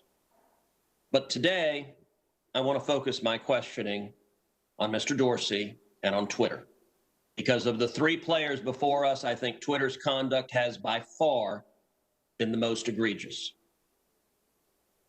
Mr. Dorsey, does Twitter have the ability to influence elections? No. You don't believe Twitter has any ability to influence elections? No, we are one part of a broad spectrum of communication channels that people have. So you're testifying to this committee right now that Twitter, when it silences people, when it censors people, when it blocks political speech, that has no impact on elections? People have choice of other communication channels with which. Not if they don't hear information. If you don't think you have the power to influence elections, why do you block anything? Well, we have policies that are focused on making sure that more voices on the platform are possible. We see a lot of abuse and harassment, which ends up silencing people and having them leave from the platform. All right, Mr. Dorsey, I find your opening questions, your opening answers absurd on their face. But let's talk about the last 2 weeks in particular. As you know, I have long been concerned about Twitter's pattern of censoring and silencing individual Americans with whom Twitter disagrees. But 2 weeks ago, Twitter, and to a lesser extent Facebook, crossed a threshold that is fundamental in our country. 2 weeks ago, Twitter made the unilateral decision to censor the New York Post in a series of 2 blockbuster articles both alleging evidence of corruption against Joe Biden. The first concerning Ukraine, the second concerning communist China. And Twitter made the decision, number one, to prevent users, any user, from sharing those stories. And number two, you went even further and blocked the New York Post from sharing on Twitter its own reporting. Why did Twitter make the decision to censor the New York Post? We had a hack materials policy that we. When was that policy adopted? In 2018, I believe. In 2018, go ahead. What was the policy? So the policy is around limiting the spread of materials that are hacked. We didn't want Twitter to be a distributor for hacked materials. We found that the New York Post, because it showed the direct materials, screenshots of the direct materials, and it was unclear how those were attained, that it fell under this policy. Now, so in your view, if it's unclear the source of a document, and in this instance, the New York Post documented what it said the source was, which it said it was a laptop owned by Hunter Biden that had been turned into a repair store. So they weren't hiding what they claimed to be the source. Is it your position that Twitter, when you can't tell the source, blocks press stories? No, not at all. Our team made a fast decision. The enforcement action, however, of blocking URLs, both in tweets and in DM, in direct messages, we believe was incorrect. And we changed it. Today, right now, the New York Post is still blocked from tweeting 2 weeks later. Yes, they have to log into their account, which they can do at this minute, delete the original tweet, which fell under our original enforcement actions, and they can tweet the exact same material in the exact same article, and it would go through. So, Mr. Dorsey, your ability is you have the power to force a media outlet. Let's be clear. The New York Post isn't just some random guy tweeting. The New York Post has the 4th highest circulation of any newspaper in America. The New York Post is over 200 years old. The New York Post was founded by Alexander Hamilton. And your position is that you can sit in Silicon Valley and demand of the media that you can tell them what stories they can publish, and you can tell the American people what reporting they can hear. Is that right? No, this was every person, every account, every organization that signs up to Twitter agrees to a terms of service. Terms of service is so public. Media outlets must genuflect and obey your dictates if they wish to be able to communicate with readers. Is that right? No, not at all. We recognized an error in this policy, and specifically the enforcement. You're still blocking their posts. You're still blocking their posts. Right now, today, you're blocking their posts. We're not blocking the post. Anyone can tweet. Can the New York Post post on their Twitter account? If they go into their account. No is your answer to that. No, unless they genuflect and agree with your dictates. Let me ask you something. You claimed it was because of a hacked materials policy. I find that facially highly dubious and clearly employed in a deeply partial way. Did Twitter block the distribution of the New York Times' story a few weeks ago that purported to be based on copies of President Trump's tax returns?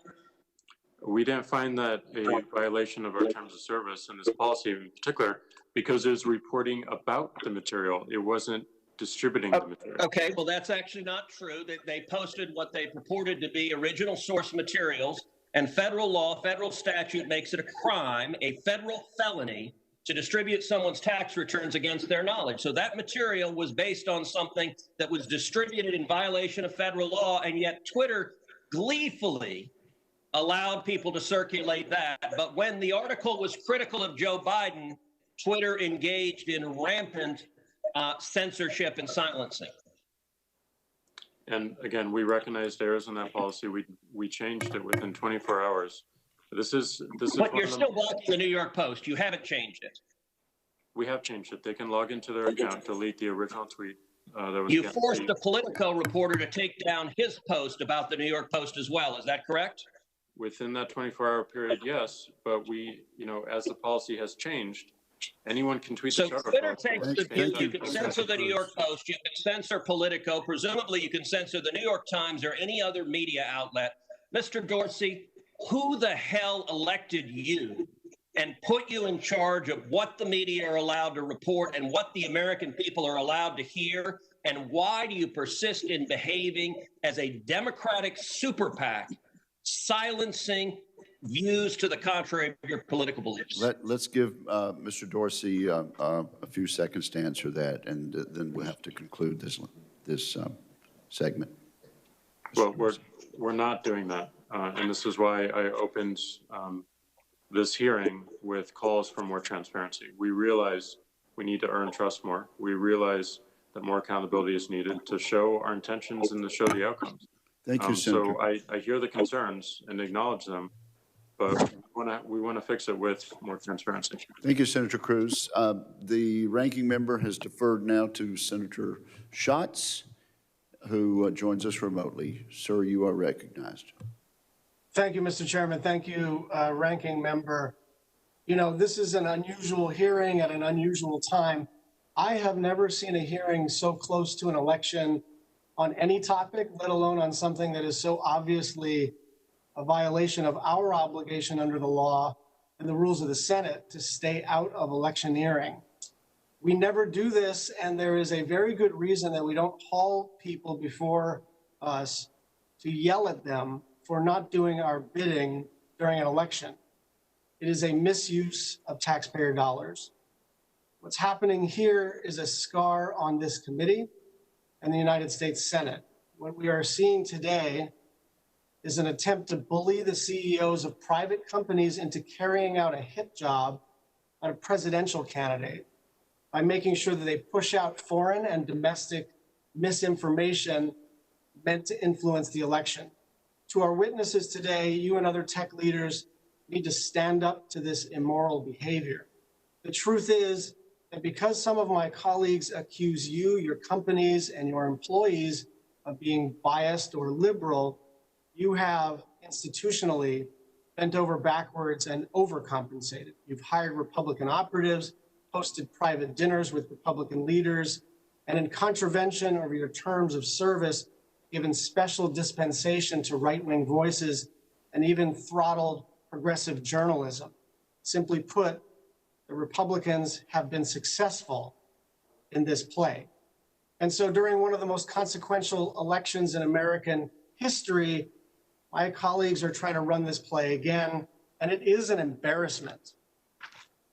I have plenty of questions for the witnesses on Section 230, on antitrust, on privacy, on anti-Semitism, on their relationship with journalism, but we have to call this hearing what it is. It's a sham. And so for the first time in my 8 years in the United States Senate, I'm not going to use my time to ask any questions because this is nonsense. And it's not going to work this time.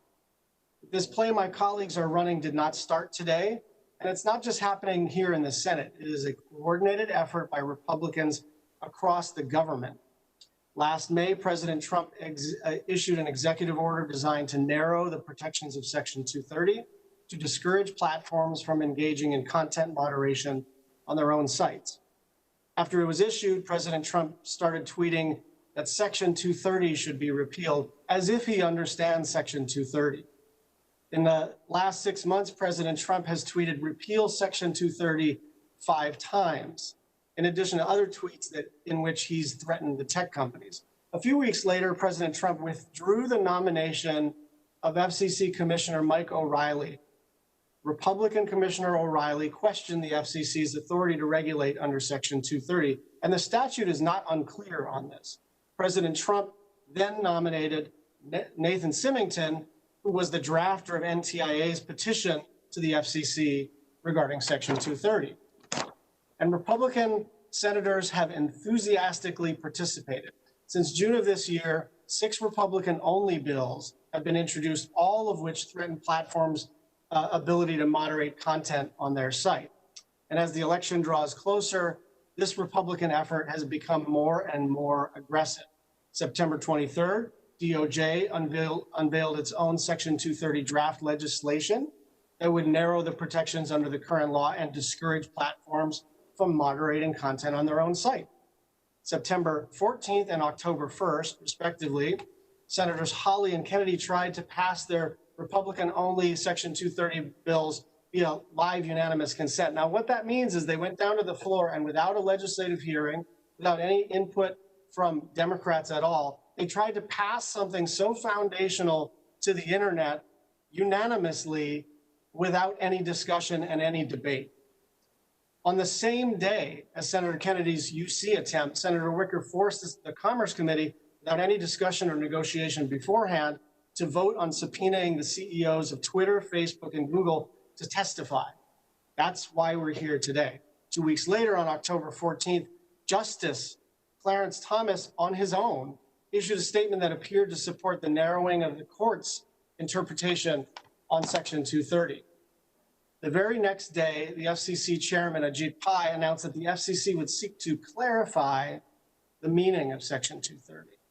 On that day, Senator Graham announced that the Judiciary Committee would vote to subpoena the tech companies over the content moderation. And the context of this, in addition to everything, is that Senator Cruz is on Maria Bartiromo talking about a blockbuster story from the New York Post.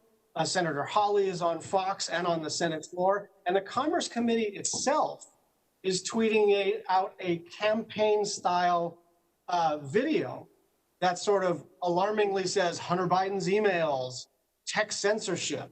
On October 21st, Senator Hawley reattempted to pass his bill on Section 230 via UC, again without going through any committee markup or vote.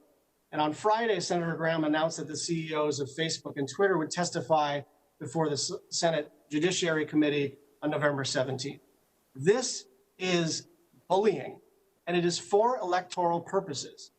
Do not let the United States Senate bully you into carrying the water for those who want to advance misinformation. And don't let the specter of removing Section 230 protections or an amendment to antitrust law or any other kinds of threats cause you to be a party to the subversion of our democracy. I will be glad to participate in good faith bipartisan hearings on these issues when the election is over. But this is not that. Thank you. Thank you, Senator Schatz. Next is Senator Fisher. Thank you, Mr. Chairman. Gentlemen, I'm not here to bully you today, and I am certainly not here to read any kind of political statement right before an election. To me, this hearing is not a sham. I am here to gain some clarity on the policies that you use. I am here to look at your proposals for more transparency, because your platforms have become an integral part of our democratic process for both candidates, but also more importantly for our citizens as well. Your platforms also have enormous power to manipulate user behavior and to direct content and to shape narratives. Mr. Dorsey, I heard your opening statement. I've read it. You also tweeted that the concept of good faith is what's being challenged by many of you here today. Some of you don't trust we're acting in good faith. That's the problem I want to focus on solving. So, Mr. Dorsey, why should we trust you with so much power? In other words, why shouldn't we regulate you more? Well, the suggestions we're making around more transparency is how we want to build that trust. We do agree that we should be publishing more of our practice of content moderation. We've made decisions to moderate content. We've made decisions to moderate content to make sure that we are enabling as many voices on our platform as possible. And I acknowledge and completely agree with the concerns that it feels like a black box, and anything that we can do to bring transparency to it, including publishing our policies, our practices, answering very simple questions around how content is moderated, and then doing what we can around the growing trend of algorithms moderating more of this content. As I said, this one is a tough one to actually bring transparency to. Explainability in AI is a field of research, but it is far out. And I think a better opportunity is giving people more choice around the algorithms they use, including people to turn off the algorithms completely, which is what we're attempting to do. So, right, but you can understand the concerns that people have when they see that what many consider you're making value judgments on what's going to be on your platforms. You say users can report content and then you take action, but certainly you can understand that people are very concerned. They're very worried about what they see as manipulation on your part. And to say you're going to have more transparency and yeah, that's, sir, I would say with respect, I don't think that's enough just to say you're going to have that transparency there and you're not influencing people, because as any time a free press is blocked on both sides. What we would view in the political world as both sides here, when views aren't able to be expressed, that does have a huge amount of influence. I completely understand, and I agree that it's not enough. I don't think transparency alone addresses these concerns. I think we have to continue to push for a more straightforward and fast and efficient appeals process. And I do believe we need to look deeply at algorithms and how they're used and how people have choice on how to use those algorithms or whether they use them. But ultimately, somebody makes a decision. Where does the buck stop? With the algorithms? You know, where does the buck stop? Who's going to make a value judgment? Because in my opinion, it is a value judgment. Well, ultimately, I'm accountable to all the decisions that the company makes, but we want to make sure that we're providing clear frameworks that are objective and that can be tested, and that we have multiple checkpoints associated with them so that we can learn quickly if we're doing something in error. And when your company amplifies some content over others, is it fair for you to have legal protections for your actions? We believe so. Keep in mind, a lot of our algorithms recommending content is focused on saving people time. So we're ranking things that the algorithms believe people would find most relevant, most valuable in the time. But it's your value judgment on what those people would find most relevant. No, it's not a value judgment. It's based on engagement metrics. It's based on who you follow. It's based on activity you take on the network. Okay. Mr. Zuckerberg, with your ever expanding content moderation policies, are you materially involved in that content? Senator, yes, I spend a meaningful amount of time on making sure that we get our content policies and enforcement right. Okay, thank you. What, if any, changes do you think should be made to Section 230 to address the specific concerns regarding content moderation that you've heard so far this morning? Senator, I would outline a couple. First, I agree with Jack that increasing transparency into the content moderation process would be an important step for building trust and accountability. One thing that we already do at Facebook is every quarter we issue a transparency report where for each of the 20 or so categories of harmful content that we are trying to address, so terrorism, child exploitation, incitement of violence, pornography, different types of content, we issue a report on how we're doing, what the prevalence of that content is on our network, and what % of it our systems are able to take down before someone even has to report it to us, and what the precision is, and and basically how accurate our systems are at dealing with it, and getting to the point where everyone across the industry is reporting on a baseline like that. I think would be valuable for people to have these discussions, not just about anecdotes of, okay, I saw a piece of content and I'm not necessarily sure I agree with how that was moderated. It would allow the conversation to move to data so that way we can understand how these platforms are performing overall and hold them accountable. Thank you. At issue with your answer, I think, would be the time involved, that it wouldn't be an immediate response to have that conversation, as you call it.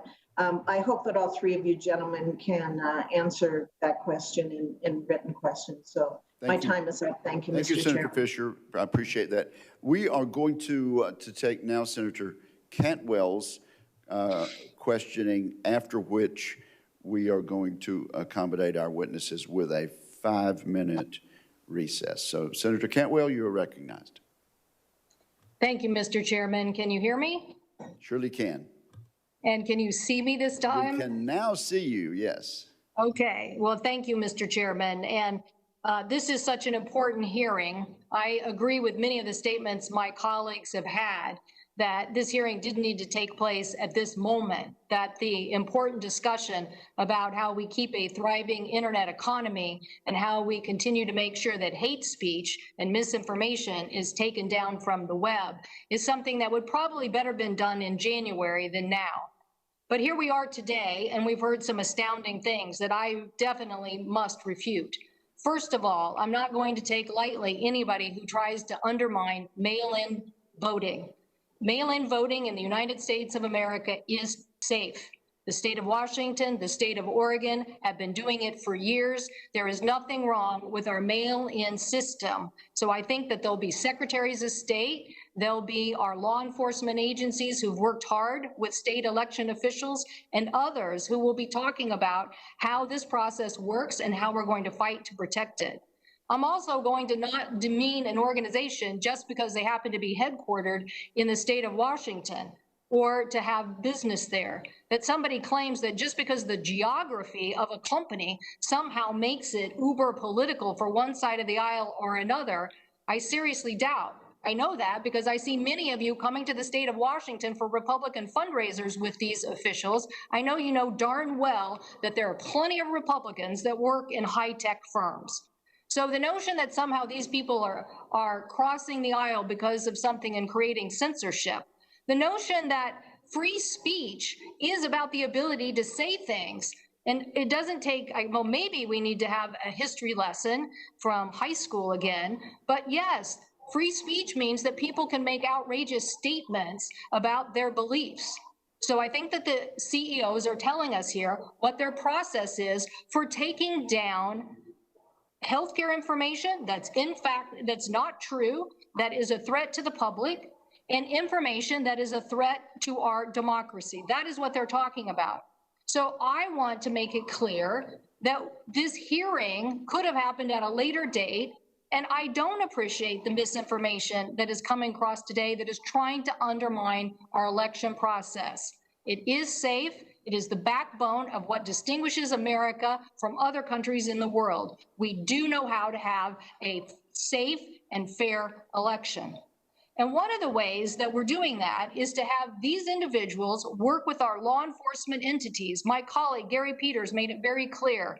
They successfully helped stop a threat on the governor of Michigan. And why? Because they were working with them to make sure that information was passed on.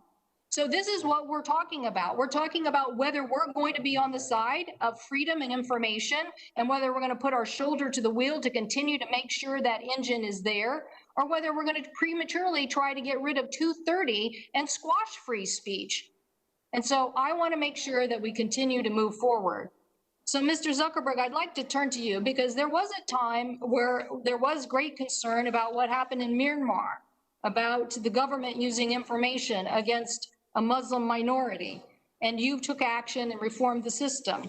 And just recently, in September, Facebook and Twitter announced they had suspended networks accounts linked to various organizations and for use of techniques laundering Russian-backed websites, accounts, and derisive propaganda that we associated with state-run attempts to interfere in our elections. So could you please, Mr. Zuckerberg, talk about what you are doing to make sure state-run entities don't interfere in U.S. elections? Yes, thank you, Senator. Since 2016, we've been building up some very sophisticated systems to make sure that we can stop foreign interference in elections, not just in the US, but all around the world. And a lot of this involves building up AI systems to identify when clusters of accounts aren't behaving in the way that a normal person would. They're behaving as fake accounts in some coordinated way. A lot of this is also about forming partnerships. The tech companies here today work more closely together to share signals about what's happening on the different platforms to be able to combat these threats, as well as working more closely with law enforcement and intelligence communities around the world. And the net result of that is that over the last few years, we have taken down more than 100 networks that were potentially attempting to spread misinformation or interfere. A lot of them were coming from Russia or Iran, a growing number from China as well. And at this point, I'm proud that our company and as well as the others in the industry, I think, have built systems that are very effective at this. We can't stop countries like Russia from trying to interfere in an election. Only the U.S. government can really push back and with the appropriate leverage to do that. But we have built up systems to make sure that we can identify much faster when they're attempting to do that. And I think that should give the American people a good amount of confidence leading into this election. And is it true that those entities are trying to find domestic sources to help with that misinformation? Senator, yes, the tactics of these different governments are certainly evolving, including trying to find people outside of their country. And in some cases, we're seeing domestic interference operations as well. And the systems have had to evolve to be able to identify and take those down as well. Of the 100 or so networks that I just cited that we took down, about half were domestic operations at this point, and that's in various countries around the world, not primarily in the U.S. But this is a global phenomenon that we need to make sure that we continue pushing forward aggressively on. Thank you. Thank you. Mr. Pichai, I'd like to turn to you for a second because I do want information from Facebook on this point too, but I'd like to turn to you. There's information now from media organizations that it may be as much as 30 to 50% of Google ad revenue that broadcasters and newsprint are losing somewhere between 30 and 50% of their revenue that they could be getting to newspapers and broadcasting, losing it to the formats that Google has as it relates to their platform and ad information. Can you confirm what information you have about this? And do you think that Google is taking ad revenue from these news sources in an unfair way? Senator, it's an important topic. It's a complex topic. I do think journalism, as you rightfully have called attention to it, particularly local journalism, is very important. The internet has been a tremendously disrupting force, and the pandemic has exacerbated it. I'm happy today as Google, I would make the case that we believe in raising news across our products because we realize the importance of journalism. We send a lot of traffic to news publishers. All the ad technology questions I'm getting asked today, we invest in ad technology, share a majority of revenue back to publishers. We are investing in subscription products. We have committed to $1 billion in new licensing over the next 3 years to news organizations. We have set up local emergency fund through COVID for local journalistic institutions. I could give plenty of examples, but the underlying forces which are impacting the industry, which is the internet, and whether it's Google, if not Google, advertisers are finding alternate sources. Yeah, I don't have a clock on me, so I don't know how much time I have to. You're a minute and a half over, but so let's see. Okay, well, I'll just leave it with this, that Mr. Pichai, you hit on the key word, majority. I don't think that you return the majority of the revenue to these broadcast entities. I do think it's a problem. Yes, they've had to make it through the transformation, which is a rocky transformation, but we need, the message from today's hearing is the free press needs to live and be supported by all of us. And we look forward to discussing how we can make sure that they get fair return on their value. Thank you, Mr. Chairman. Thank you, Senator Cantwell. We will now take a 5-minute recess, and then we'll begin. Most of our members have not yet had a chance to ask questions. The committee is in recess for 5 minutes.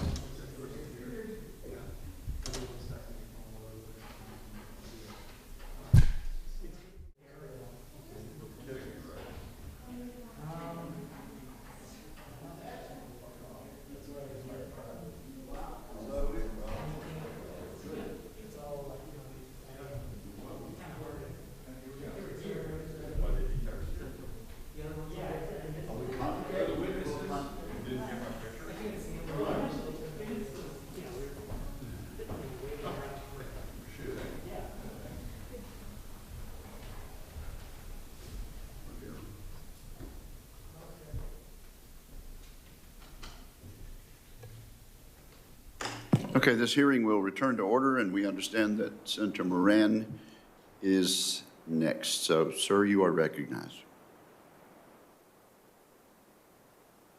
Chairman Wicker, thank you very much, and thank you for you and Senator Cantwell hosting this hearing. Let me address initially the topic that seems to be primary today, and then, if time, data privacy. Let me ask all three witnesses, how much money does your company spend annually on content moderation? How many people work in general in the area of content moderation, including by private contract? Let me just start with those two questions. Ultimately, I also want to ask you, how much money does your company spend in defending lawsuits stemming from user content on the platform? Okay, Mr. Zuckerberg, you want to go first there? Senator, we have more than 35,000 people who work on content and safety review, and I believe our budget is multiple billions of dollars a year on this. I think upwards of $3 or maybe even more $1 billion a year, which is a greater amount in revenue that we're spending on this than the whole revenue of our company was the year before we filed to go public in 2012. Thank you. Senator, we use both a combination of human reviewers and AI moderation systems. We have well over 10,000 reviewers, and we are investing there significantly. And I would again, not sure of the exact numbers, but I would say it's in the order of over $1 billion we spend on these things. Thank you, Mr. Dorsey. I don't have the specific numbers, but we want to maintain agility between the people that we have working on this, and also just building better technology to automate it. So our goal is flexibility here. Let me ask the question again about how much would you estimate that your company is currently spending on defending lawsuits related to user content? In the same order, okay?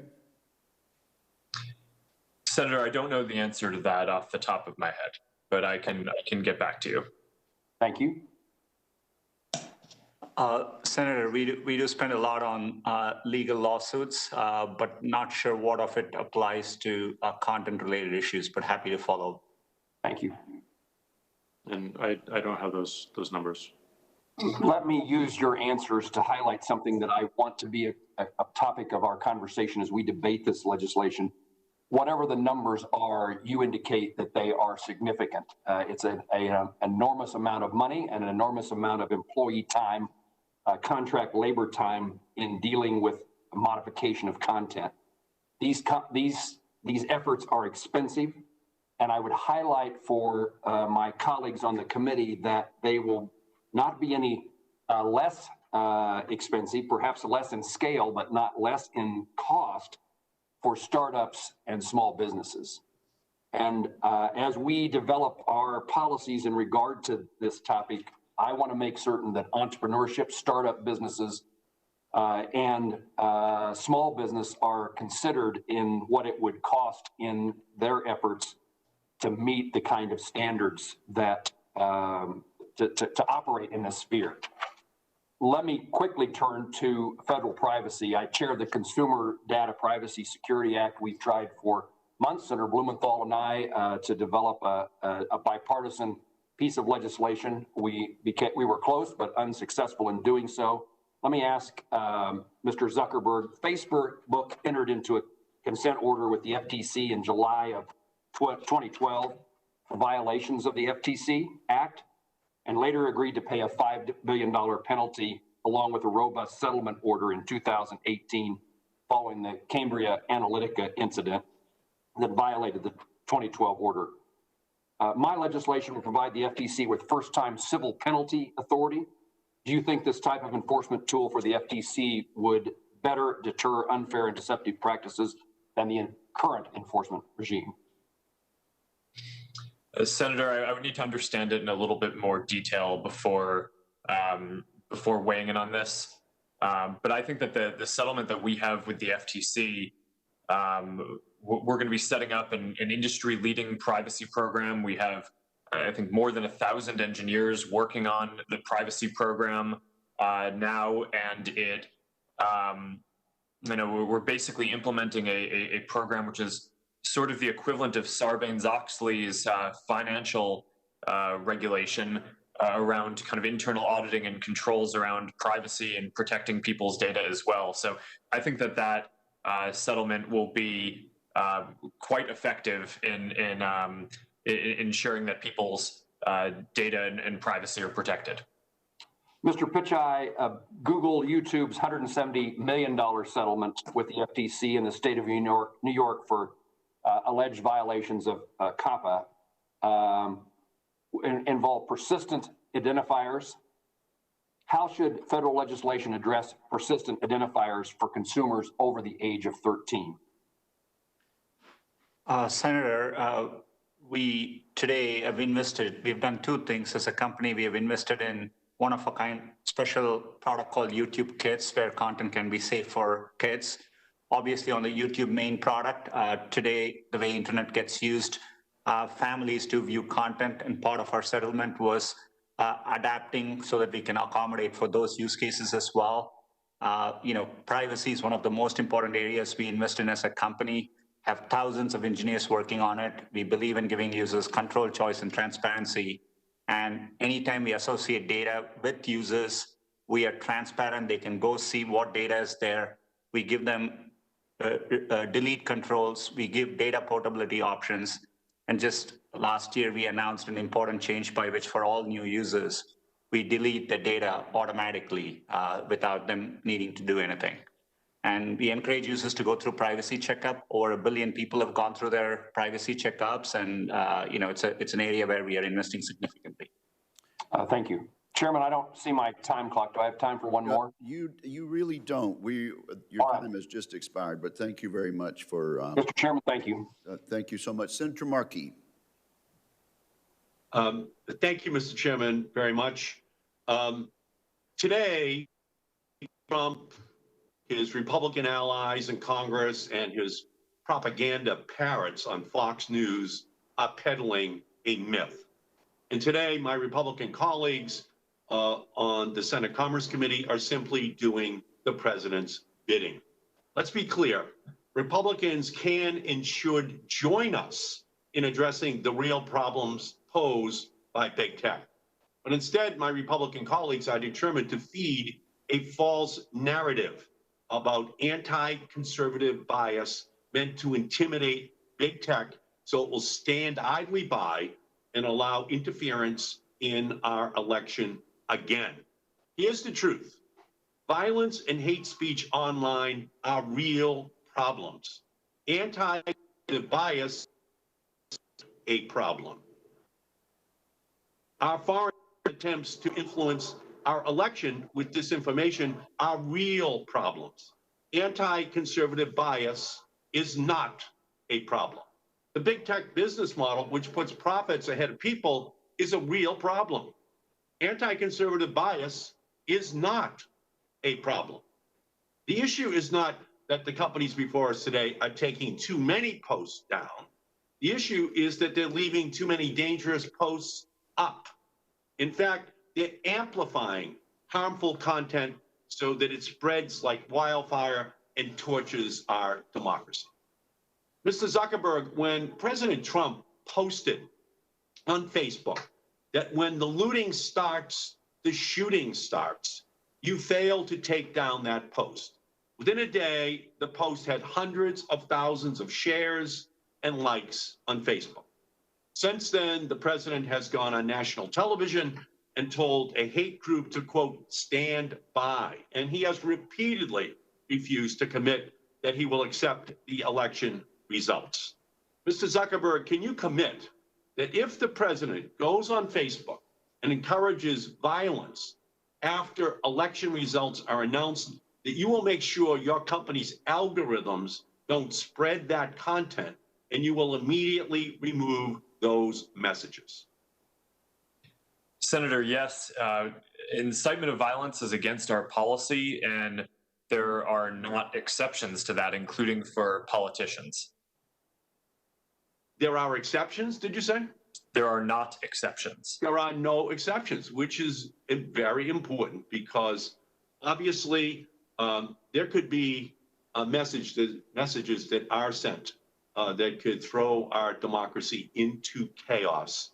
And a lot of it can be and will be created if social media sites do not police what the president says.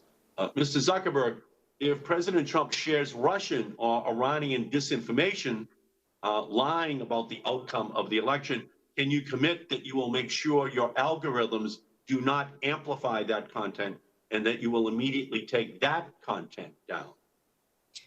Senator, we have a policy in place that prevents any candidate or campaign from prematurely declaring victory or trying to delegitimize the result of the election. And what we will do in that case is we will append some factual information to any post that is trying to do that. So if someone says that they won the election when a result isn't in, for example, we will append a piece of information to that saying that official election results are not in yet. So that way, anyone who sees that post will see that context in line. And also, if one of the candidates tries to prematurely declare victory or cite an incorrect result, we have a precaution that we've built in to put at the top of the Facebook app for everyone who signs in the U.S. Information about the accurate U.S. election voting results. I think that this is a very important issue to make sure that people can get accurate information about the results of the election. Yeah, it cannot be stated as being anything less than critically important. Democracy could be seriously challenged beginning next Tuesday evening and for several days afterwards, maybe longer. And a lot of responsibility is going to be on the shoulders of Facebook and our other witnesses today. Mr. Zuckerberg, if President Trump uses his Facebook account to call for armed private citizens to patrol the polls on Election Day, which would constitute illegal voter intimidation and violation of the Voting Rights Act, will you commit that your algorithms will not spread that content and that you will immediately take that content down? Senator, my understanding is that content like what you're saying would violate our voter suppression policies and would come down. Okay, again, the stakes are going to be very high, and we're going to take that as a commitment that you will do that, because obviously we would otherwise have a serious question mark placed over our elections. We know Facebook cares about one thing, keeping users glued to its platform. One of the ways you do that is with Facebook groups. Mr. Zuckerberg, in 2017, you announced a goal of 1 billion users joining Facebook groups. Unfortunately, these forum pages have become breeding grounds for hate, echo chambers of misinformation, and venues for coordination of violence. Again, Facebook is not only failing to take these pages down, it is actively spreading these pages and helping these groups' recruitment efforts. Facebook's own internal research found that 64% of all extremist group joins are due to Facebook's recommendation tools.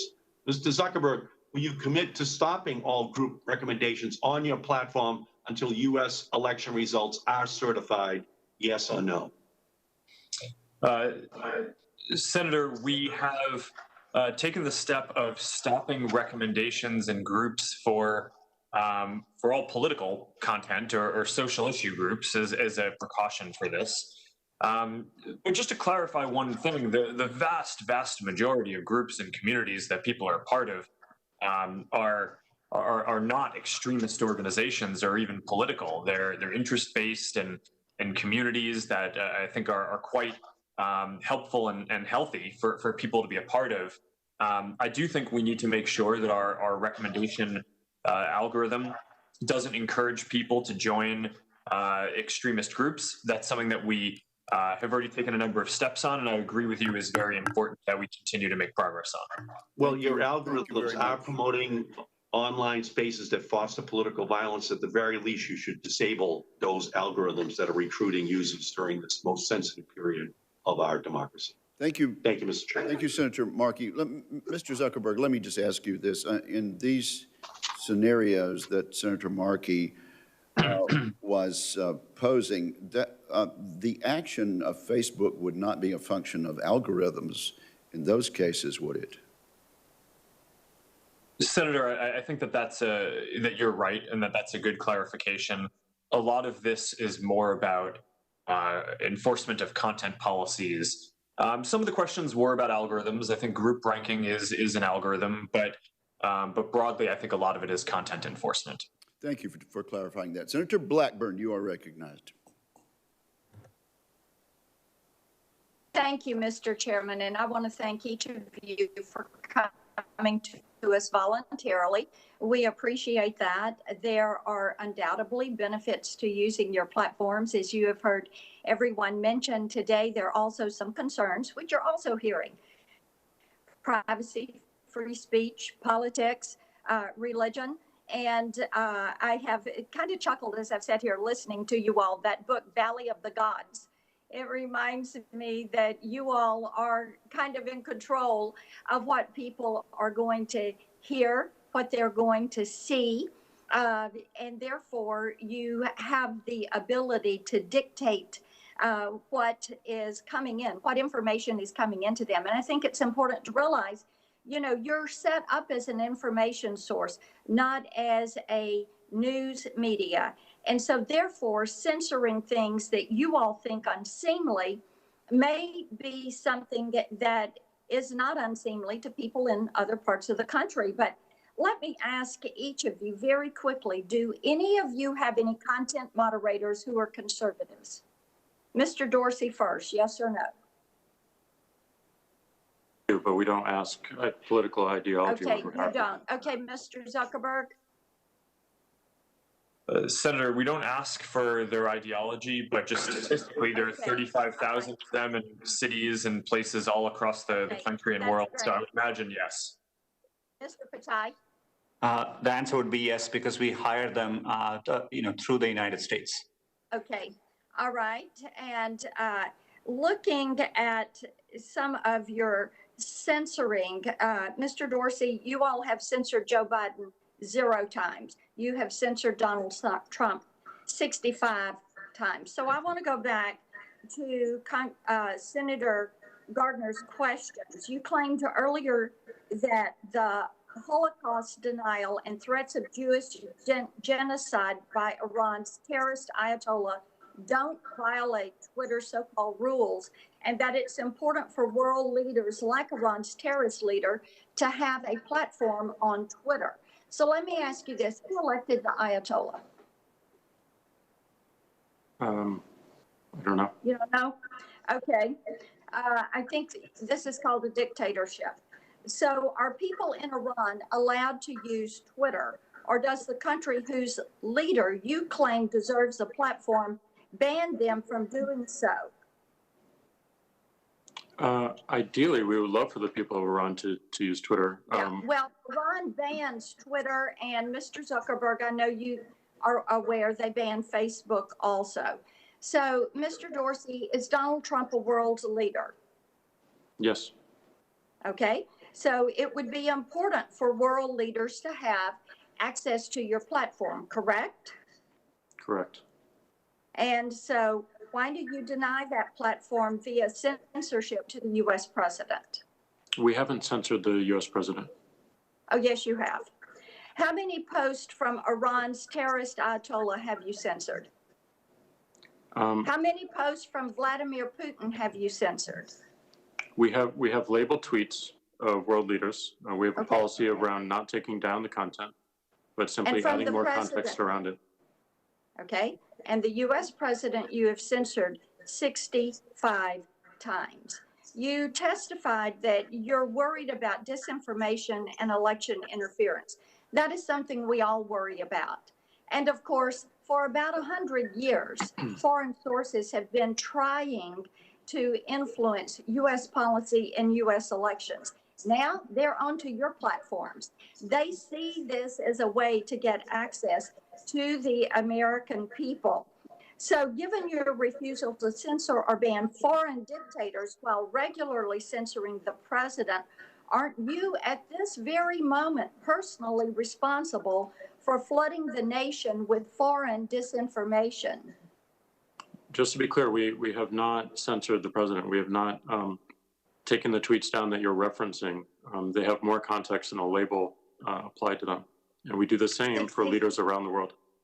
Okay. Let me ask you this. Do you share any of your data mining? And this is to each of the three of you. Do you share any of your data mining with the Democrat National Committee? I'm not sure what you mean by the question, but we have a data platform that we have a number of customers. I'm not sure of the customer list. Okay, and you said you don't keep lists. I made that note. Well, keep list of accounts that we watch. We don't keep a list of accounts that we watch. All right. Okay, Mr. Pichai, is Blake Lemoine, one of your engineers, still working with you? Senator, I'm familiar with his name as an employee. I'm not sure whether he's currently an employee. Okay. Well, he has had very unkind things to say about me, and I was just wondering if you all had still kept him working there.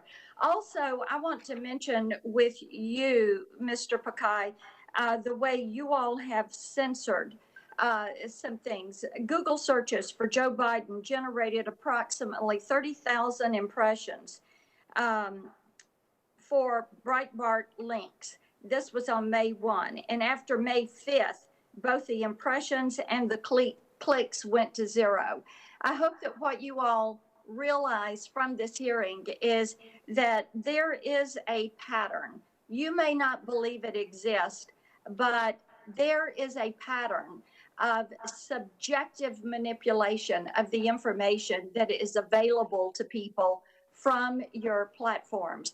What has driven additional attention to this is the fact that more of a family's functional life is now being conducted online. Because of this, more people are realizing that you are picking winners and losers. You're trying to, Mr. Zuckerberg, years ago you said Facebook functioned more like a government than a company. And you're beginning to insert yourself into these issues of free speech. Mr. Zuckerberg, with my time that is left, let me ask you this. You mentioned early in your remarks that you saw some things as competing equities. Is the First Amendment a given right, or is that a competing equity?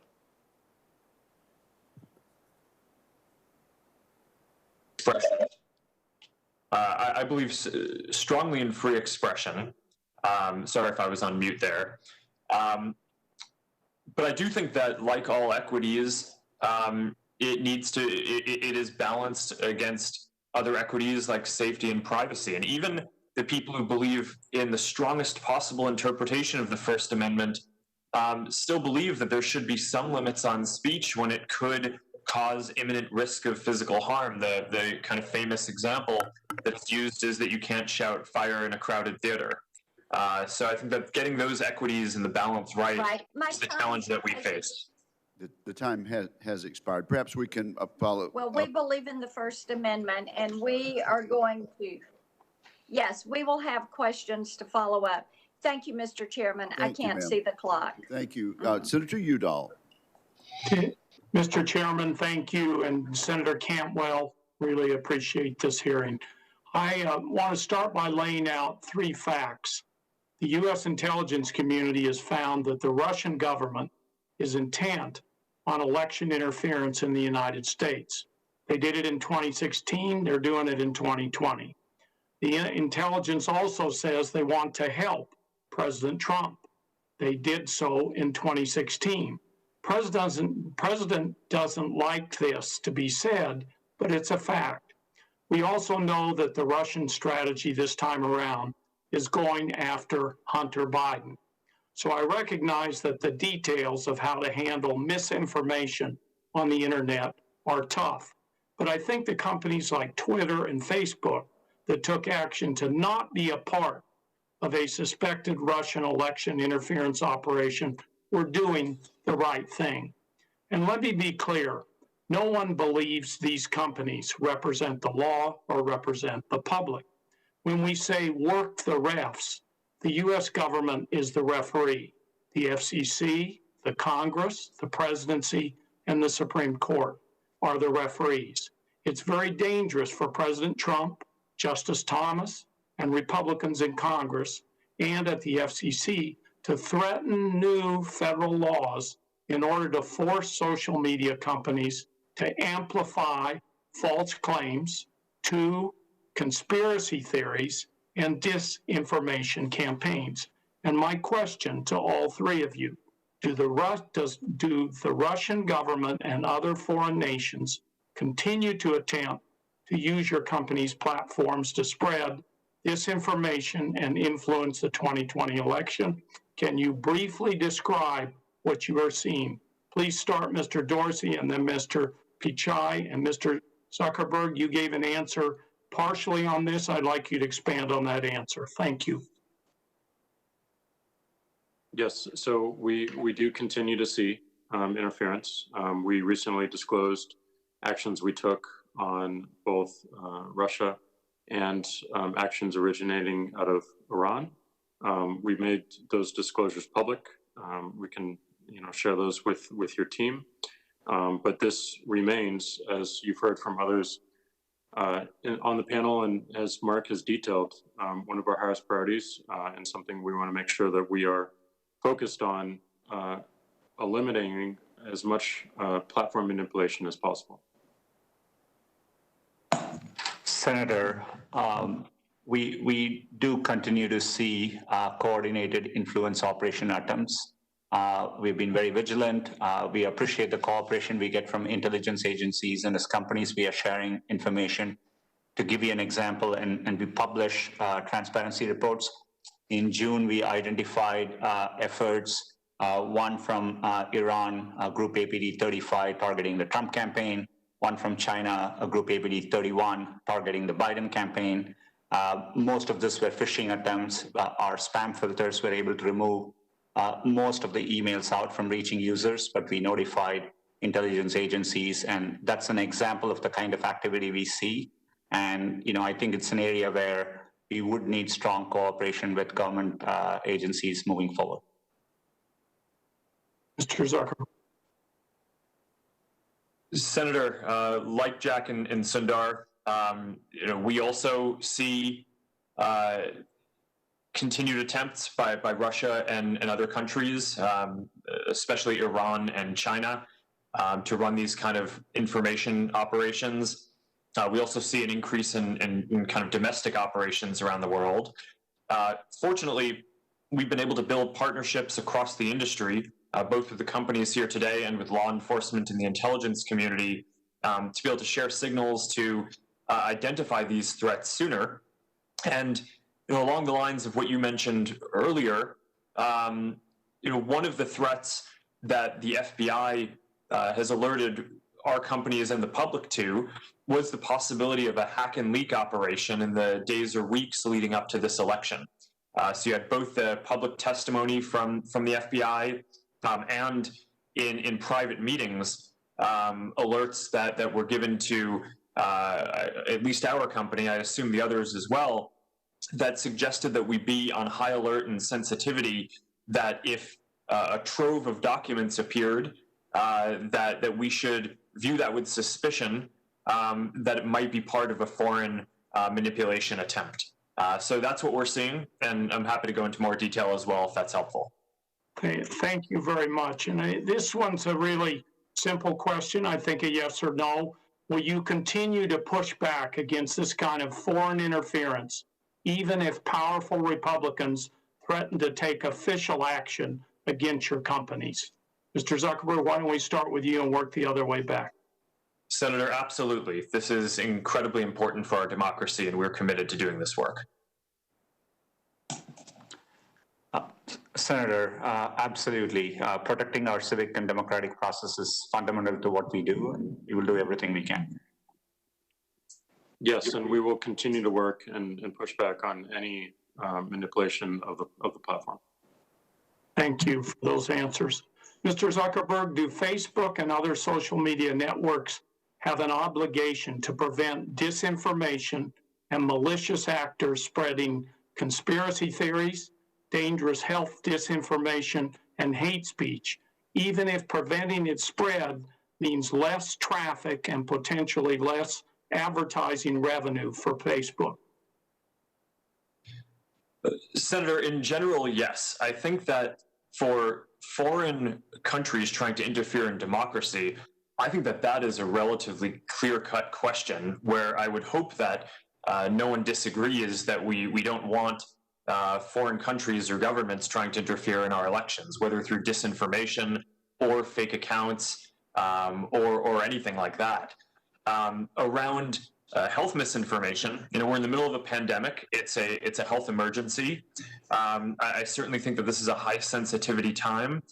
So we're treating with extra sensitivity any misinformation that could lead to harm around COVID, that would lead people to not get the right treatments or to not take the right security precautions.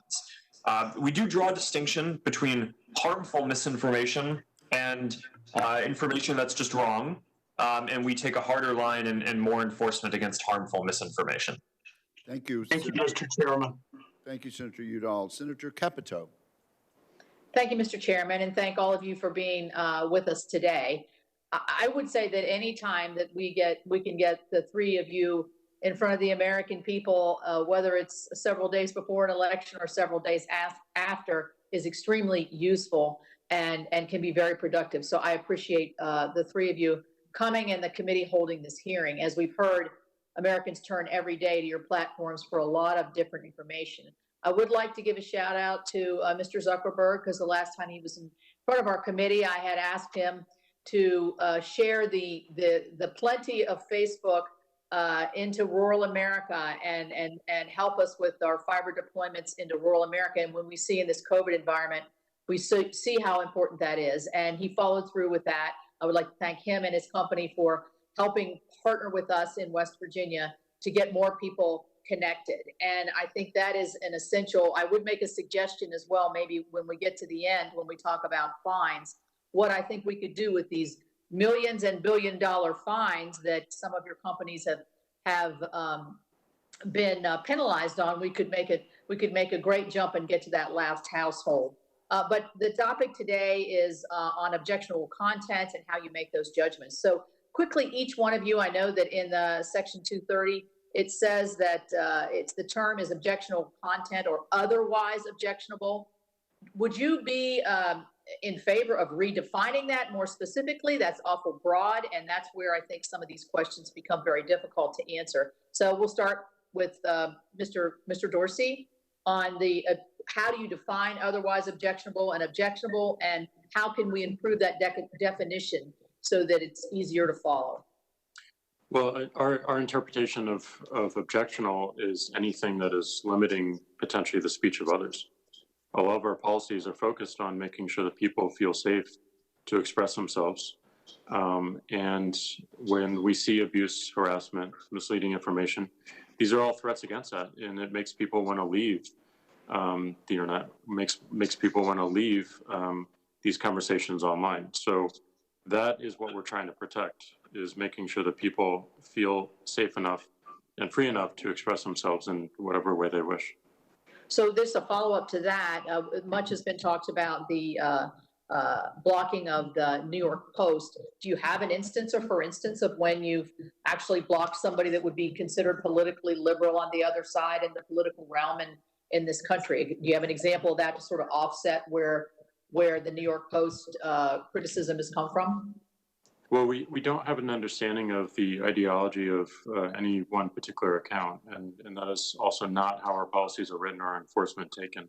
So I'm sure there are a number of examples, but that is not our focus. We're looking purely at the violations of our policies, taking action against it. Yeah, Mr. Zuckerberg, how would you define otherwise objectionable? If not, how would you define it? But how would you refine the definition of that to make it more objective than subjective?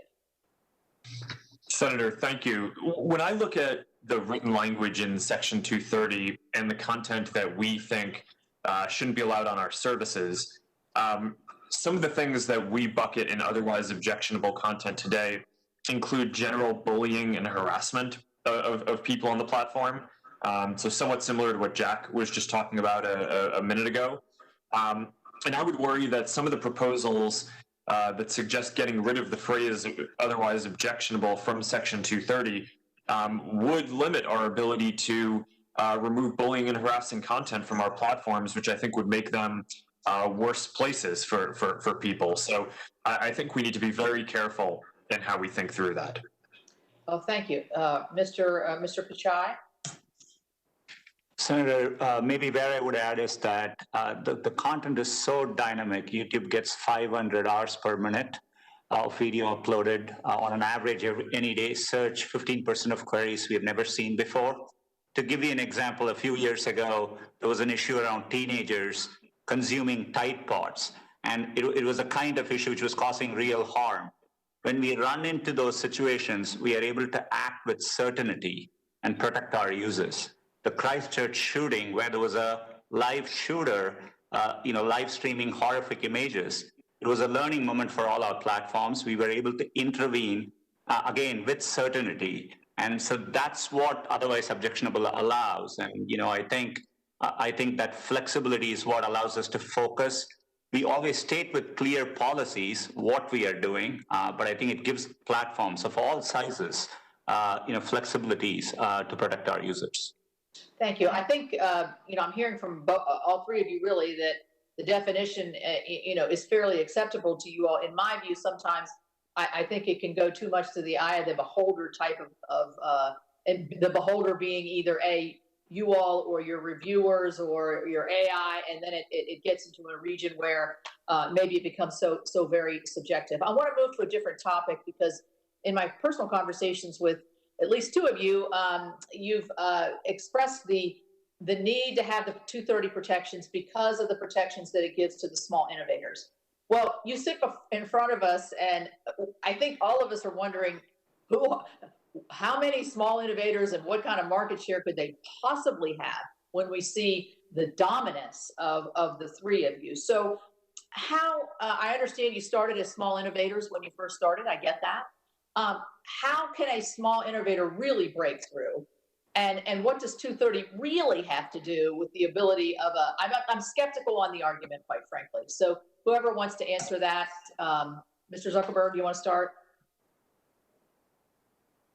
Sure, Senator.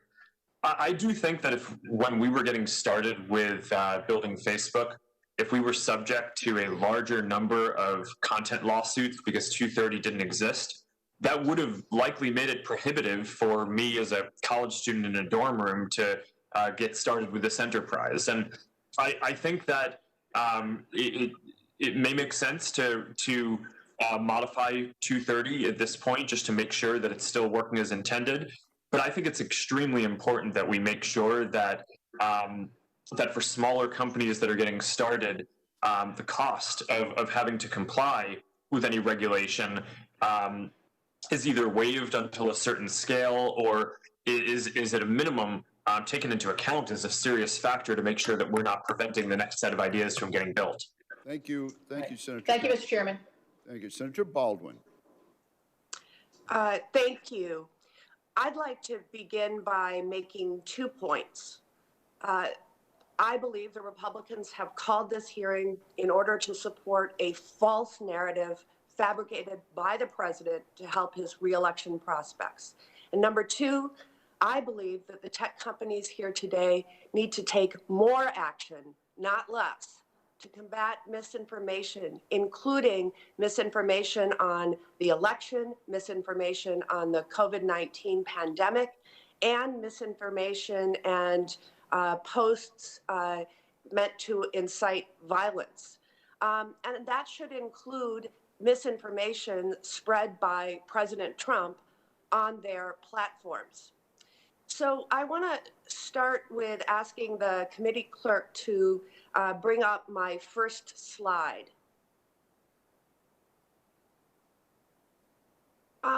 Mr. Dorsey, I appreciate the work that Twitter has done to flag or even take down false or misleading information about COVID-19, such as this October 11th tweet by the president claiming he has immunity from the virus after contracting it and recovering, contrary to what the medical community tells us.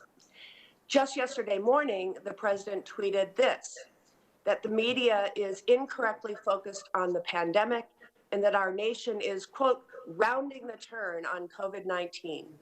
In fact, according to Johns Hopkins University, in the past week, the 7-day national average of new cases reached its highest level ever. And in my home state of Wisconsin, case counts continue to reach record levels. Yesterday, Wisconsin set a new record with 64 deaths and 5,462 new confirmed cases of COVID-19. That is not rounding the turn, but it's also not a tweet that was flagged or taken down. Mr. Dorsey, given the volume of misleading posts about COVID-19 out there, do you prioritize removal based on something like the reach or audience of a particular user of Twitter? I could be mistaken, but it looks like the tweet that you showed actually did have a label pointing to both of them, pointing to our COVID resource hub in our interface. So in regards to misleading information, we have policies against manipulated media in support of public health and COVID information, and election interference and civic integrity. And we take action on it. In some cases, it's labeling. In some cases, it's removal. What additional steps are you planning to take to address dangerously misleading tweets like the president's rounding the turn tweet? We want to make sure that we are giving people as much information as possible, and that ultimately we're connecting the dots. When they see information like that, that they have an easy way to get an official resource or many more viewpoints on what they're seeing. So we'll continue to refine our policy. We'll continue to refine our enforcement around misleading information. And we're looking deeply at how we can evolve our product to do the same. Mr. Zuckerberg, I want to turn to you to talk about the ongoing issue of right-wing militias using Facebook as a platform to organize and promote violence. Could the committee clerk please bring up my second slide?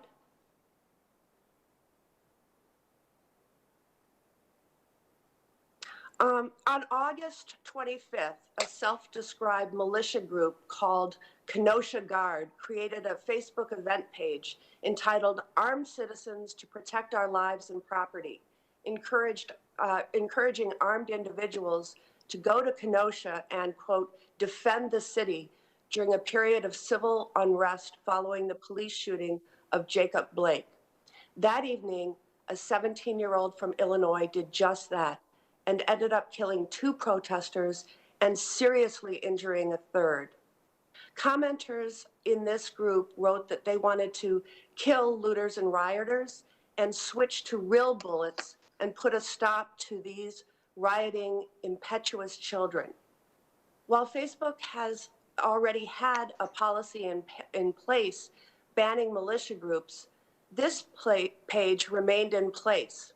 According to press reports, Facebook received more than 450 complaints about this page, but your content moderators did not remove it, something you subsequently called an operational mistake. Recently, as you heard earlier in questions, the alleged plot to kidnap Michigan Governor Gretchen Whitmer and the potential for intimidation or even violence at voting locations show that the proliferation of the threat of violence on Facebook remains a very real and urgent problem. Mr. Zuckerberg, in light of the operational mistake around Kenosha, what steps has Facebook taken to ensure that your platform is not being used to promote more of this type of violence? Thank you, Senator. This is a big area of concern for me personally and for the company.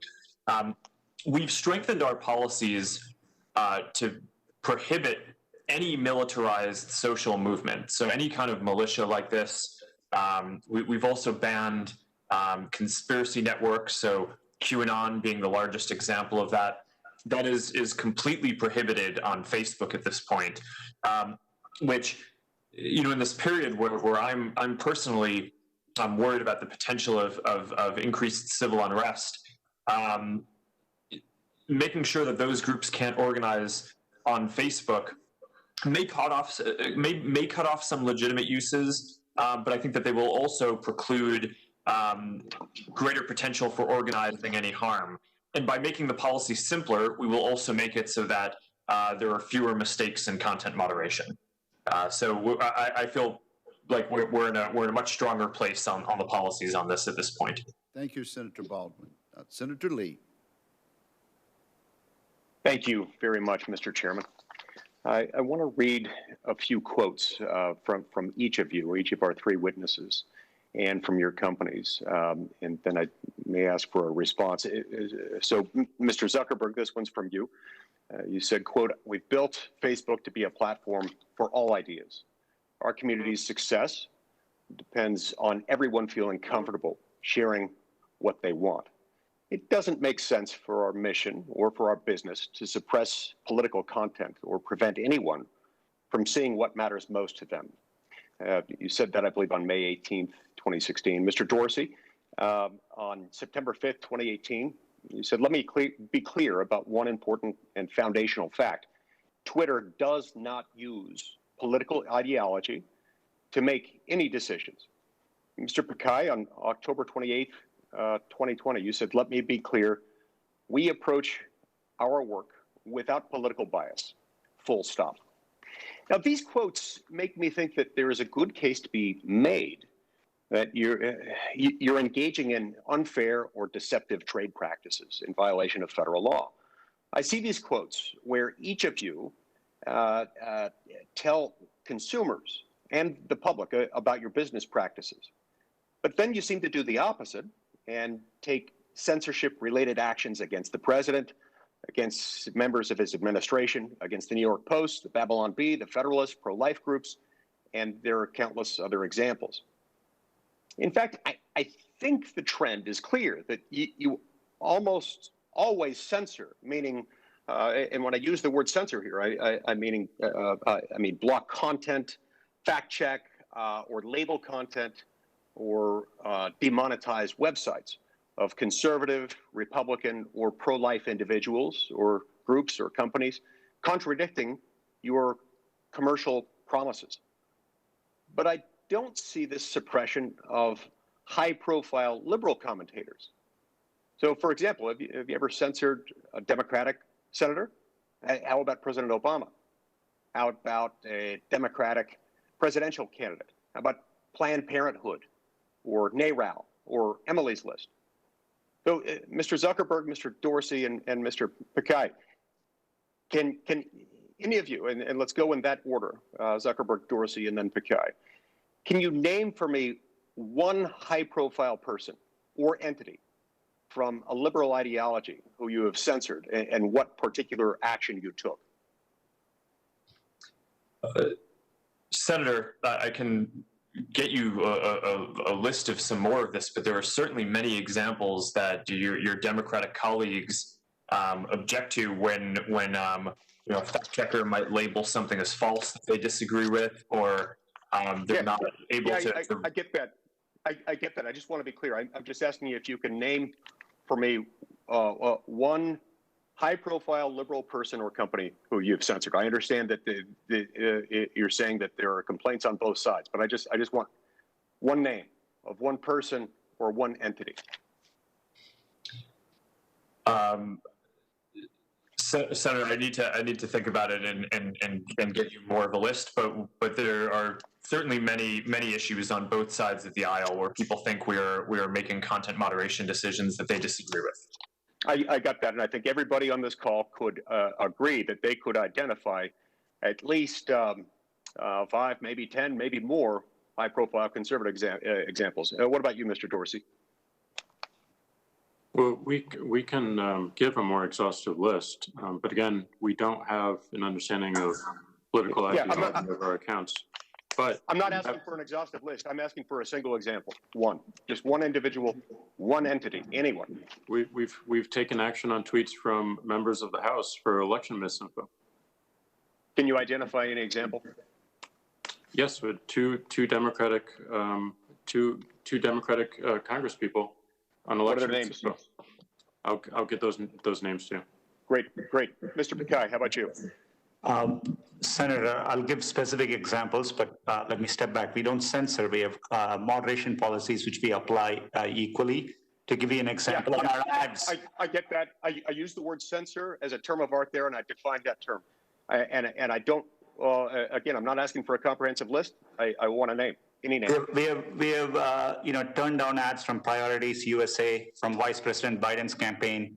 We have had compliance issues with World Socialist Review, which is a left-leaning publication.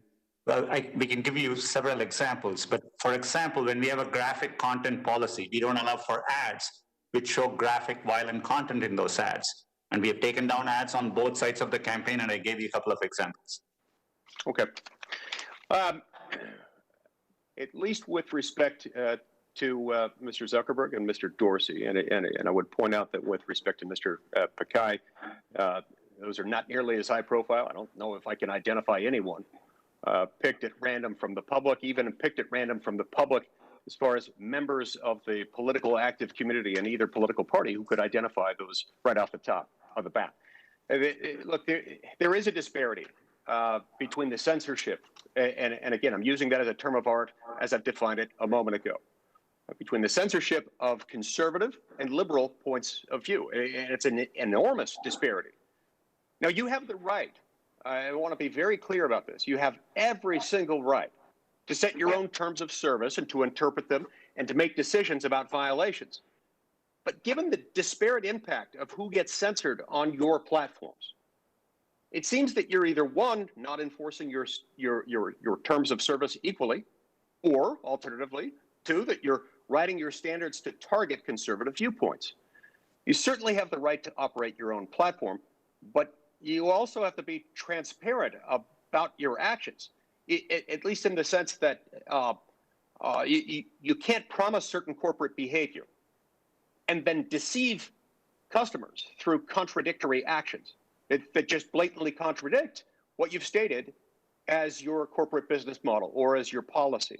So, Mr. Zuckerberg and Mr. Dorsey, if Facebook is still a platform for all ideas, and if Twitter, quote, does not use political ideology to make decisions, then do you state before this committee that, for the record, that you always apply your terms of service equally to all of your users? Senator, our principle is to stand for free expression and to be a platform for all ideas. I certainly don't think we have any intentional examples where we're trying to enforce our policies in a way that is anything other than fair and consistent. But it's also a big company, so I get that there are probably mistakes that are made from time to time. But our North Star and what we intend to do is to be a platform for all ideas and to give everyone a voice. Okay, I appreciate that. I understand what you're saying about intentional examples of a big company, but again, there is a disparate impact. There is a disparate impact that's unmistakable, as evidenced by the fact that neither you nor Jack could identify a single example. Mr. Dorsey, how do you answer that question? A brief answer, please, Mr. Dorsey. Yes, we operate our enforcement and our policy without an understanding of political ideology. We don't. Anytime we find or examples of bias in how people operate our systems or our algorithms, we remove it. And as Mark mentioned, there are checkpoints in these companies, in these frameworks, and we do need more transparency around them and how they work. And we do need a much more straightforward and quick and efficient appeals process to give us a further checkpoint from the public. Thank you, Senator Lee. Senator Duckworth. Thank you, Mr. Chairman. I've devoted my life to public service, to upholding a sacred oath to support and defend the Constitution of the United States against all enemies, foreign and domestic. And I have to be honest, it makes my blood boil, and it also breaks my heart a little as I watch my Republican colleagues just days before an election sink down to the level of Donald Trump. By placing the selfish interests of Donald Trump ahead of the health of our democracy, Senate Republicans, whether they realize it or not, are weakening our national security and providing aid to our adversaries. As my late friend Congressman Cummings often reminded us, we're better than this. Look, our democracy is under attack right now. Every American, every member of Congress should be committed to defending the integrity of our elections from hostile foreign interference. Despite all the recent talk of great power competition, our adversaries know they still cannot defeat us on a conventional battlefield. Yet, meanwhile, the members of the United States military and our dedicated civil servants are working around the clock in the cyber domain to counter hostile actors such as Iran, China, and Russia. And they do this while the commander-in-chief cowers in fear of Russia and stubbornly refuses to take any action to criticize or warn Russia against endangering our troops. I have confidence in the United States Armed Forces, intelligence community, and civil servants. Their effective performance explains why our foreign adversaries have sought alternative avenues to attacking our nation. Afraid to face us in conventional military or diplomatic ways, they look for unconventional means to weaken our democracy, and they realize that social media could be the exhaust port of our democracy. Social media is so pervasive in the daily lives of Americans and traditional media outlets that it can be weaponized to manipulate the public discourse and destabilize our institutions. After Russia was incredibly successful in disrupting our democracy 4 years ago, all of our adversaries learned a chilling lesson. Social media companies cannot be trusted to put patriotism above profit. Facebook and Twitter utterly failed to hinder Russia's sweeping and systemic interference in our 2016 election, which used the platforms to infiltrate our communities, spread disinformation, and turn Americans against one another. Of course, the situation has grown far worse today, as evidenced by today's partisan sham hearing. While corporations may plead ignorance prior to the 2016 election, President Trump and his Republican enablers in the Senate have no such excuse. Senate Republicans cut a deal to become the party of Trump, and now they find themselves playing a very dangerous game. By encouraging Russia's illegal hacking, by serving as the spreaders and promoters of disinformation cooked up by foreign intelligence services, and by falsely claiming censorship when responsible actors attempt to prevent hostile foreign adversaries from interfering in our elections, Senate Republicans insult the efforts of true patriots working to counter malign interference and weaken our security. This committee is playing politics at a time when responsible public officials should be doing everything to preserve confidence in our system of elections and system of government. The reckless actions of Donald Trump and Senate Republicans do not let technology companies off the hook. None of the companies testifying before our committee today are helpless in the face of threats to our democracy, small d democracy. Federal law provides your respective companies with authority to counter foreign disinformation and counterintelligence propaganda. And I want to be absolutely clear, gentlemen, that I fully expect each of you to do so. Each of you will be attacked by the president, Senate Republicans, and right-wing media for countering hostile foreign interference in our election. But you have a duty to do the right thing, because facts still exist. Facts still matter. Facts save lives. And there's no both sides when one side has chosen to reject truth and embrace poisonous, false information. So in closing, I would like to each witness to provide a personal commitment that your respective companies will proactively counter domestic disinformation that spreads the dangerous lies such as masks don't work, while aggressively identifying and removing disinformation that is part of foreign adversaries' efforts to interfere in our election or undermine our democracy. Do I have that commitment from each of you gentlemen? Okay, we'll take Dorsey, Pakai, and then Zuckerberg. Mr. Dorsey. We have made that commitment. Mr. Pakai. Senator, absolutely yes. And Mr. Zuckerberg. Yes, Senator. I agree with that. Thank you. Your industry's success or failure in achieving this goal will have far-reaching life or death consequences for the American people and the future of our democracy. Thank you, and I yield back, Mr. Chairman. The senator yields back. Senator Johnson. I'd like to start with a question for all three of the witnesses. You know, you have public reports that you have different chat forums in all of your companies, and also public reports where, you know, the few conservatives that might work for your companies have certainly been harassed on those types of forums. I don't expect you to have taken poll of your employees, but I just want to get a kind of a sense, because I think it's pretty obvious. But would you say that the political ideology of the employees of your company is, you know, let's say 50-50, conservative versus liberal progressive, or do you think it's closer to 90% liberal, 10% conservative? We'll start with Mr. Dorsey. As you mentioned, I don't know the makeup of our employees because it's not something we ask or focus on. I mean, just what do you think off the top of your head based on your chat rooms and kind of the people you talk to? Not something I look for or look at. Right.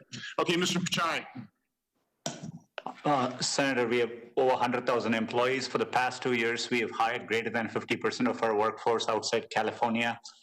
It does tend to be proportionate to the areas where we are in, but we have 1 million message boards at Google. We have groups like Republicans at, Liberals at, Conservatives at, and so on. And we have definitely made an effort to make sure people of all viewpoints are welcome.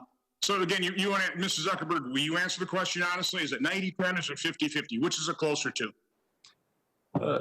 Senator, I don't know the exact number, but I would guess that our employee base skews left-leaning. Thank you for that honesty. Mr. Dorsey, you started your opening comments that you know, you think that people don't trust you. I agree with that. We don't trust you.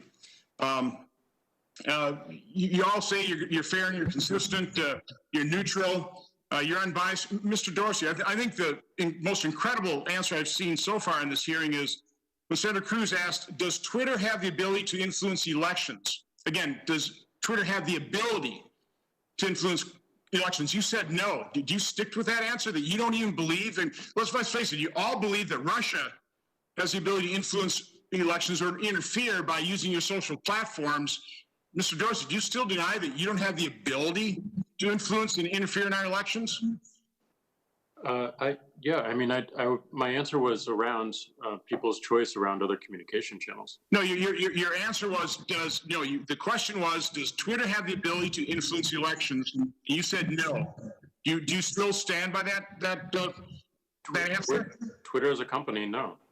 No, you don't think you have the ability by moderation policies, by, as Senator Lee would call, and I would call it censoring, what you do with the New York Post. You don't think that censorship, that moderation of policies, you don't think that influences the elections by withholding what I believe is true information from the American public? You don't think that interferes in elections? Not our current moderation policies. Our current moderation policies are to protect the conversation and the integrity of the conversation around the elections.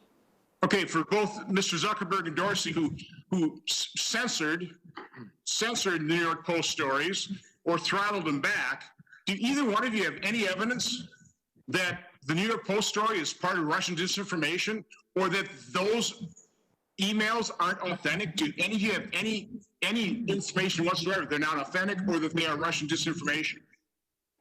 Mr. Dorsey? We don't. So why would you censor it? Why did you prevent that from being disseminated on your platform that is supposed to be for the free expression of ideas, and particularly true ideas? We believed it fell afoul of our hacking materials policy. We judged in a moment. What evidence did you have that it was hacked? They weren't hacked. We judged in a moment that it looked like it was hacked materials. You were wrong. Surfacing, and we updated our policy and our enforcement within 24 hours. Mm-hmm. Mr. Zuckerman? Mr. Zuckerberg?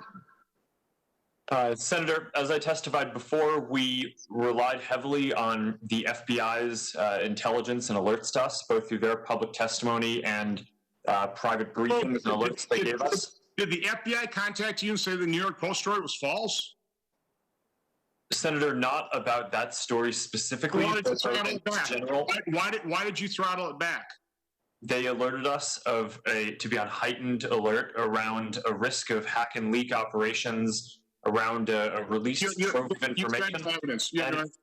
And Senator, to be clear on this, we didn't censor the content. We flagged it for fact checkers to review, and pending that review, we temporarily constrained its distribution to make sure that it didn't spread wildly while it was being reviewed. But it's not up to us either to determine whether it's Russian interference nor whether it's true. We rely on the FBI and intelligence and fact checkers to do that. Mr. Dorsey, you talked about your policies toward misinformation, and that you will block misinformation if it's against civic integrity, election interference, or voter suppression. Let me give you a tweet that was put up on Twitter. It says, Senator Ron Johnson is my neighbor and strangled our dog, Buttons, right in front of my 4-year-old son and 3-year-old daughter.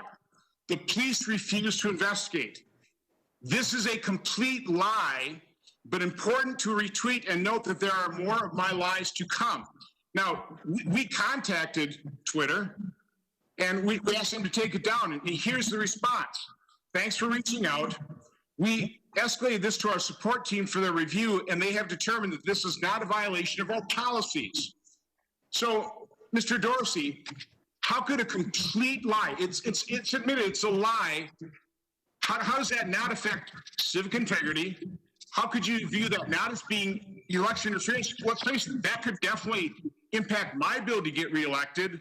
How could that not be a violation of voter suppression? Obviously, if people think I'm strangling my neighbor's dog, they may not show up at the polls. That would be voter suppression. So why didn't Twitter take that? By the way, that tweet was retweeted like something like 17,000 times and viewed by and loved, commented, appreciated by over 50,000 people. How is that not voter suppression? How is that not election interference? How does that not affect the civic integrity? We'll have to look into our enforcement or non-enforcement in this case of the tweet, and we can get back to you with more context. So, Mr. Zuckerberg, in that same June hearing, real quick, Mr. Dorsey, you referred to that June hearing with Stefan Wolfgram, had all kinds of good ideas. That's 16 months ago. Why haven't you implemented any of those transparency ideas that you thought were pretty good 16 months ago? Well, he was talking about algorithmic choice, and we have implemented one of them, which is we allow people to turn off the ranking of our timeline. The rest is work, and it's going to take some time. Well, I'd get to it if I were you. Thank you, Mr. Chairman. Senator Johnson, thank you. Let me just make sure I understood the answer, Mr. Dorsey and Mr. Zuckerberg. Mr. Dorsey, did I understand you to say that you have no information indicating that the New York Post story about Hunter Biden has a Russian source? Did I understand correctly? That yes, not that I'm aware of. And is that also your answer, Mr. Zuckerberg, that you have no information at all to indicate that Russia was the source of this New York Post article? Senator, I would rely on the FBI to make that assessment. But you don't have any such information, do you? I do not myself. I'm just trying to clarify the answer to Senator Johnson's question. Thank you very much for indulging me there. Senator Tester, you are next, sir. I want to thank you, Mr. Chairman, and I want to thank Sundar and Jack and Mark for being in front of this committee. There is no doubt that there's some major issues with Google and Facebook and Twitter that Congress needs to address. Quite frankly, big tech is the unregulated Wild West that needs to be held accountable. And we do need to hear from all three of you about a range of critical issues that Americans deserve answers on, like data privacy, antitrust, the proliferation of misinformation on your platforms. In a moment, I'm going to ask all of you to commit to returning to this committee early next year to have a hearing on these important issues. But the truth is, my Republican colleagues arranged this hearing less than a week from Election Day for one specific reason: to make a last-ditch case based on shoddy evidence that these companies are censoring conservative voices. It is a stunt, and it's a cheap stunt at that. It is crystal clear that this hearing is designed to cast doubt on the fairness of the upcoming election and to work with the platforms to allow bad information to stay up as November 3rd approaches. It is also crystal clear that the directive to hold this political hearing comes straight from the White House. And it is a sad day when the United States Senate, an equal part of an independent branch of government, allows the Senate's halls to be used for the president's political stunts. There is a national election in 6 days, Mr. Chairman. You had nearly 2 years to hold this hearing, and it's happening 6 days before the election. The idea that we should have a sober hearing about putting the reins on big tech 6 days before the election, quite frankly, doesn't pass the smell test. Today, this hearing is about electoral politics. I know it, you know it, everybody in this room knows it. And I know the American people are smart enough to figure that out. I'm going to talk a little more about that in a second.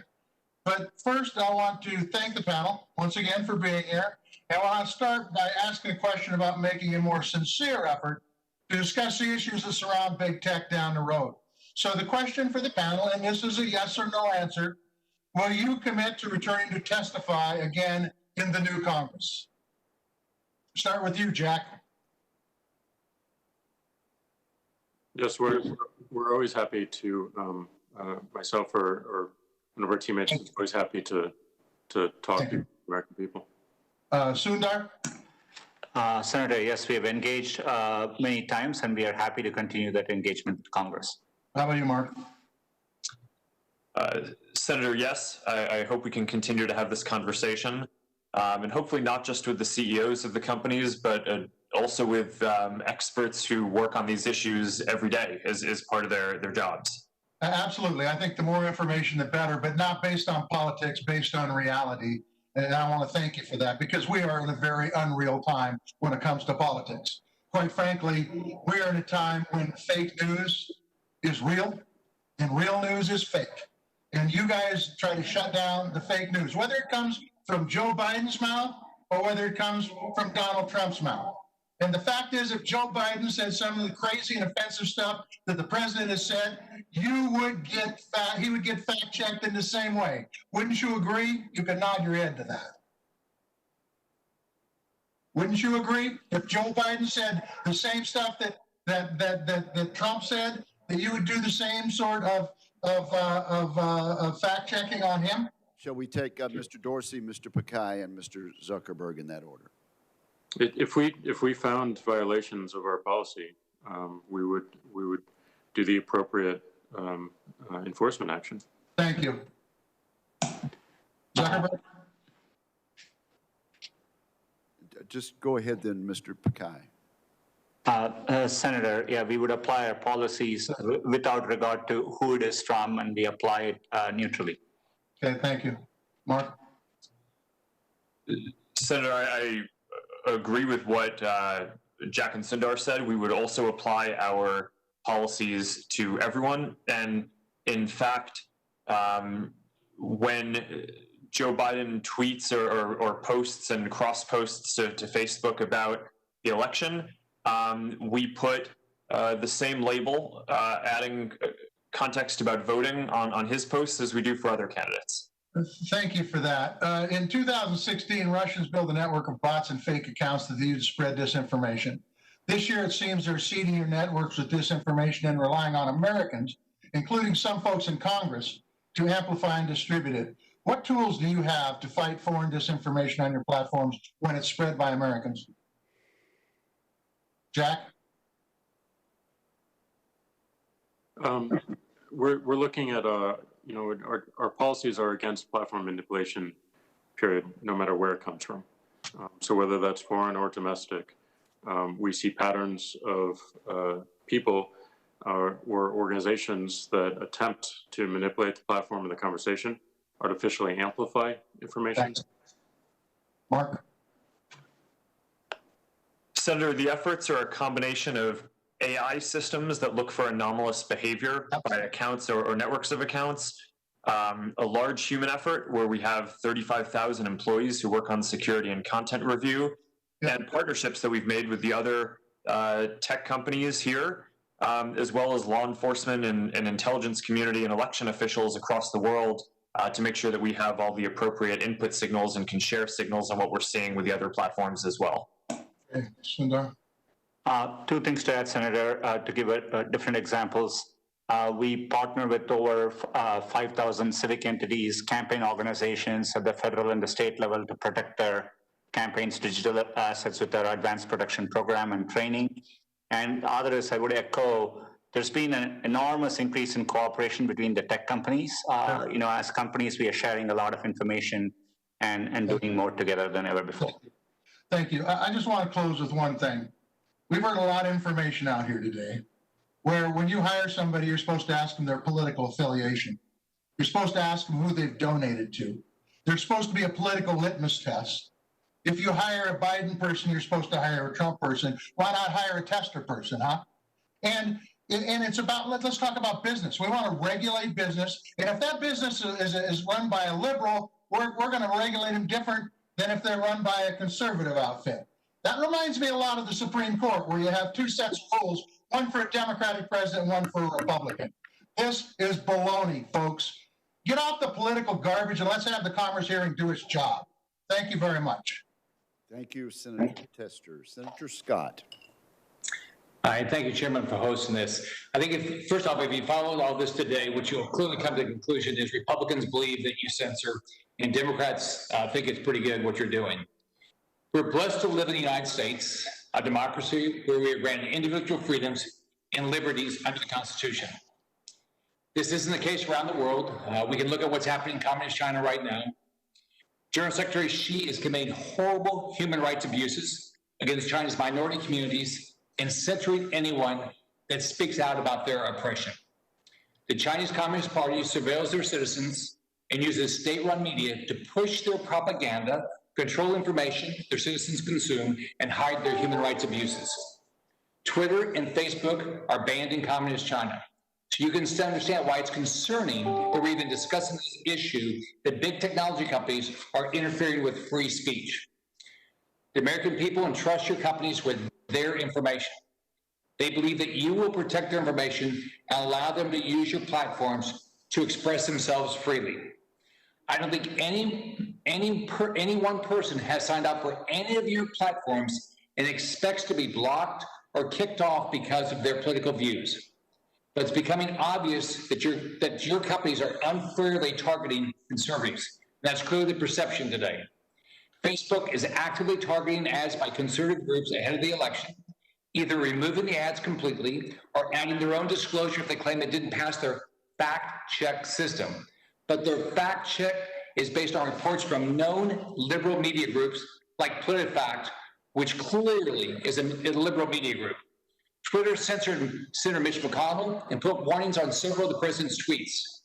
And until recently, they completely blocked the American people from sharing the New York Post story about Hunter Biden's laptop and suspended the New York Post account. The New York Post is one of the most circulated publications in the United States. This isn't some fringe media outlet filled with conspiracy theories. Yet you allow murderous dictators around the world to freely use your platform. Let me give you a few examples. On Twitter, Iran's Supreme Leader Ayatollah tweeted calling for the elimination of the Zionist regime.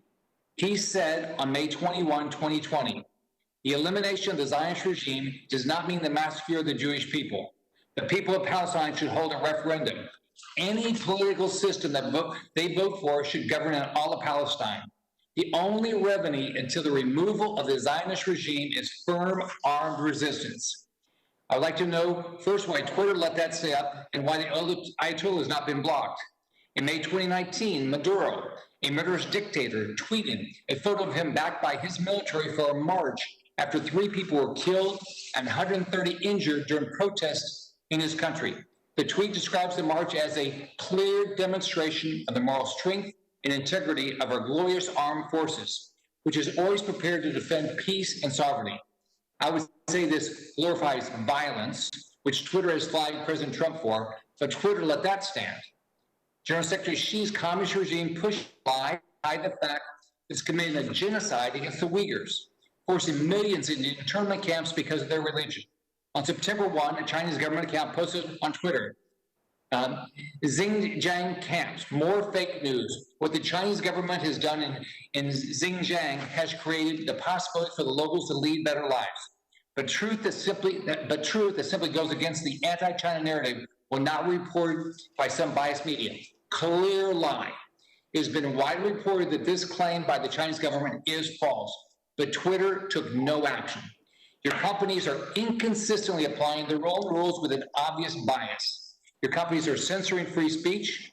You target the president, the White House press secretary, Senator Mitch McConnell, the Susan B. Anthony list of pro-life group, while giving dictators a free, unfettered platform.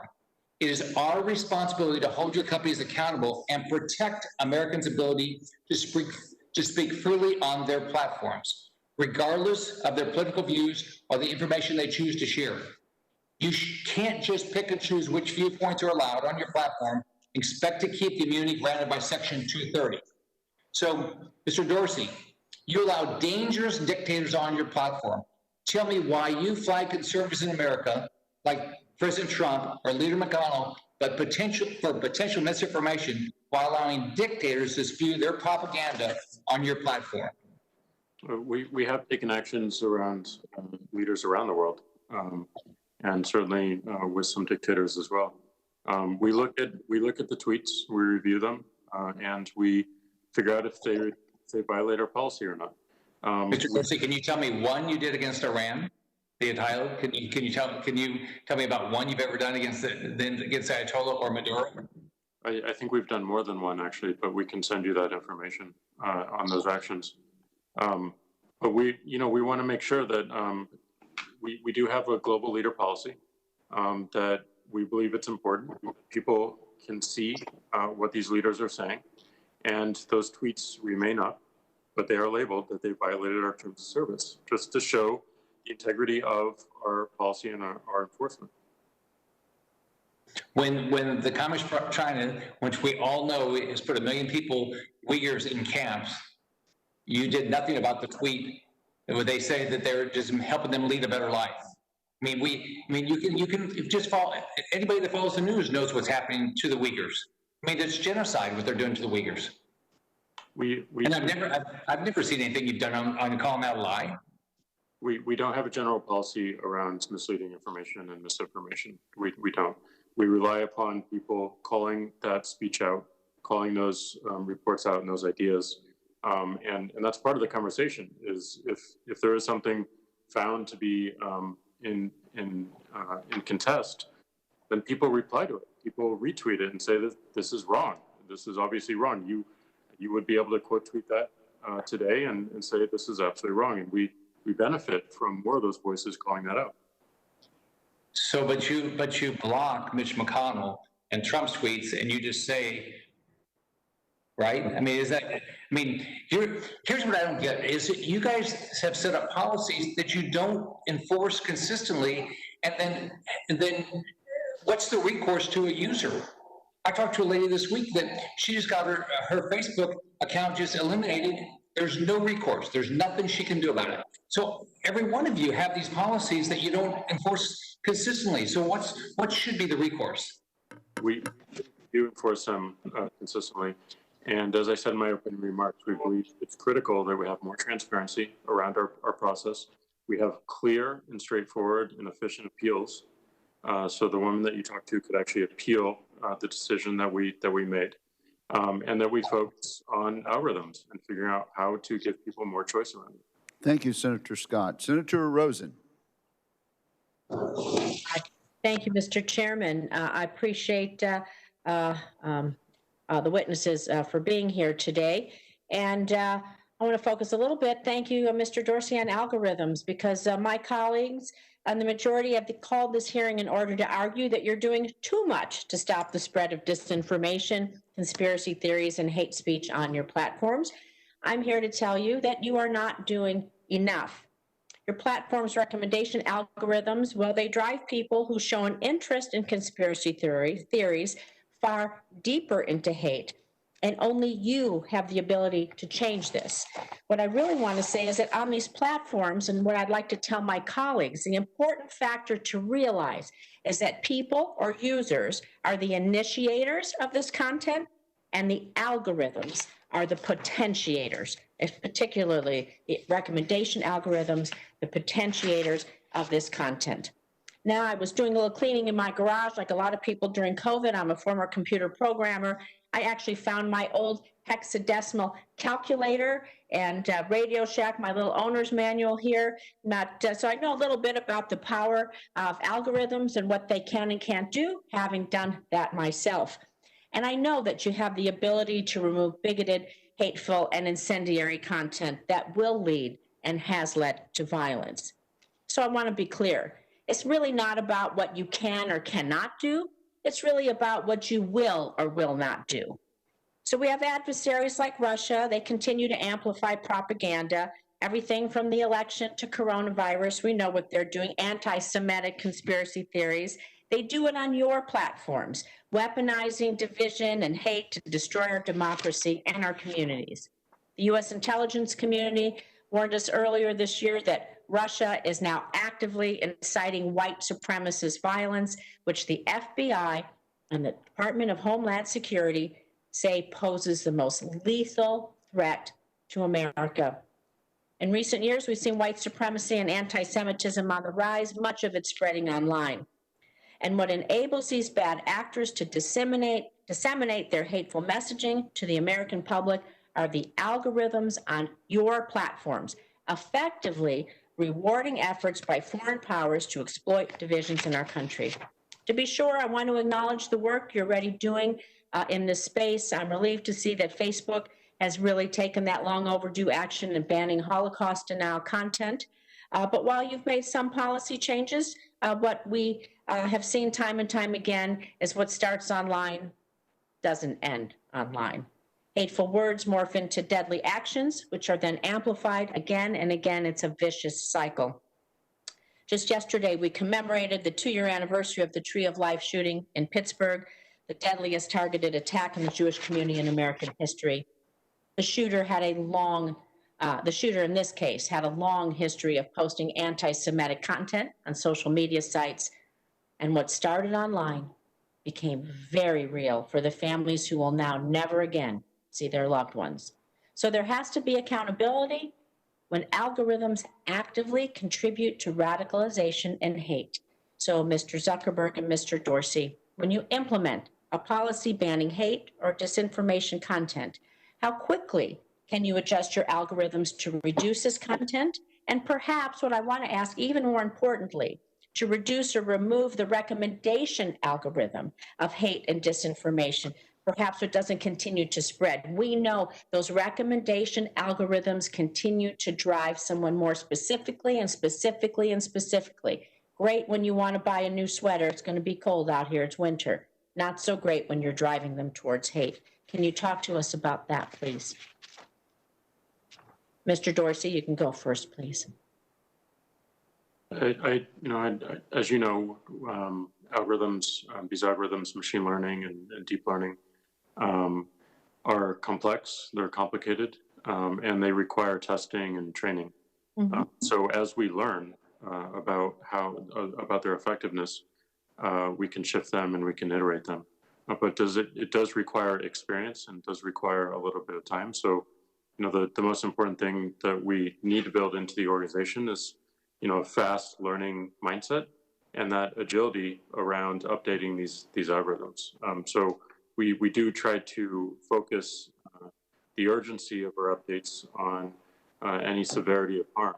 As you mentioned, specifically anything that leads to offline harm or dangerous speech that goes into offline harm. And well, Mr. Zuckerberg, I'll ask you to answer that, then I have some more questions about how, I guess, the nimbleness of your algorithms. Go ahead.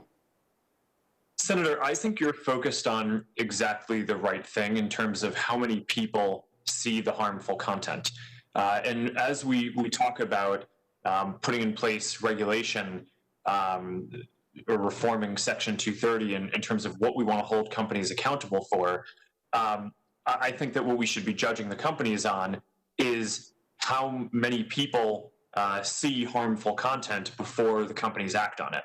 And I think being able to act on it quickly and being able to act on content that is potentially going viral or going to be seen by more people before it does see a lot of people, that it gets seen by a lot of people is critical. This is what we report in our quarterly transparency reports, or what percent of the content that a person sees is harmful in any of the categories of harm that we track. And we try to hold ourselves accountable for basically driving the prevalence of that harmful content down. And I think good content regulation here would create a standard like that across the whole industry. So I like what you said. Your recommendation algorithms need to learn to drive the prevalence of this harmful content down. So I have some other questions. I'm going to ask those, but I would like to see some of the information about how nimble you are on driving down that prevalence when you do see it trending, when you do see an uptick, whether it's by bots, by human beings, whatever that is. We need to drive that prevalence down. And so can you talk a little bit maybe more specifically then on things you might be doing for anti-Semitism? We know that is white supremacy, the biggest domestic threat on the Homeland Security Committee. They have testified to this, the largest threat, of course, in our to our nation. And I want to be sure that this violence is not celebrated and amplified on your platforms. We'll have to have a brief answer to that. Senator, to whom are you addressing the question? Mr. Zuckerberg, well, Mr. anyone, I only have, I think I'm the last one, but we only have just a few seconds. We can ask that. Sure, Senator. Thank you. I mean, there's a lot of nuance here, but in general, for each category of harmful content, whether it's terrorist propaganda or incitement of violence and hate speech, we have to build specific systems and specific AI systems. And one of the benefits of, I think, having transparency and transparency reports into how these companies are doing is that we have to report on a quarterly basis how effectively we're doing at finding those types of content. So you can hold us accountable for how nimble we are. Hate speech is one of the hardest things to train an AI system to get good at identifying because it is linguistically nuanced. We operate in 150 languages around the world.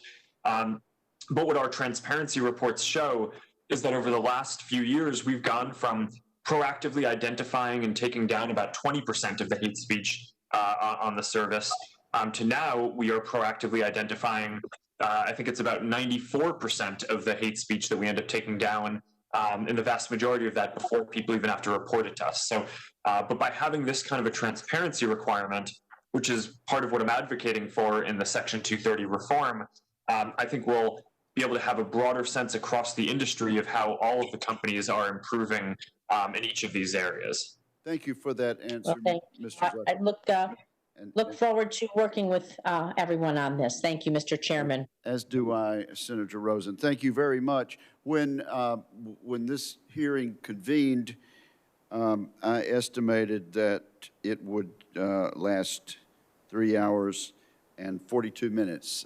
It's now been 3 hours and 41 minutes. 4 of our members have been unable to join us, and that's the only reason that my prediction was the least bit accurate. Thank you all. Thank you very much, and I thank our witnesses.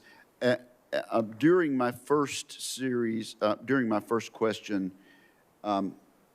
to the panelists, I referred to a document that I had entered into the record during our committee meeting, I believe on October the 1st, entitled Social Media Companies Censoring Prominent Conservative Voices. That document has been updated, and without objection, it will be added to the record at this point.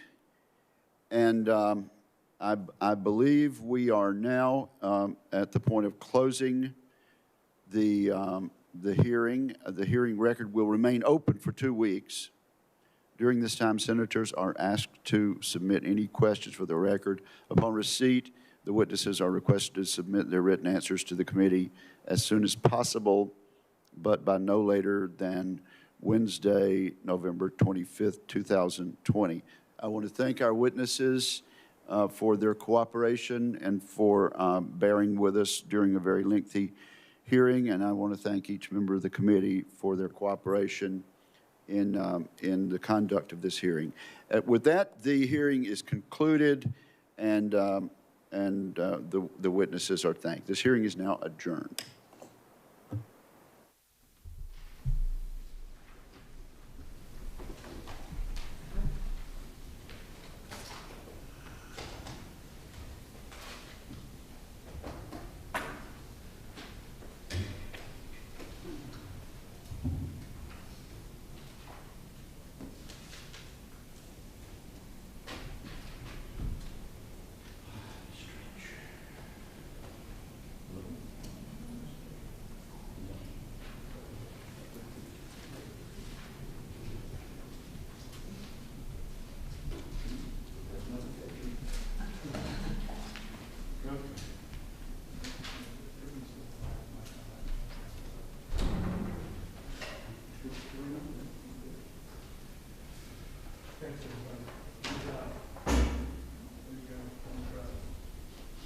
Thank you.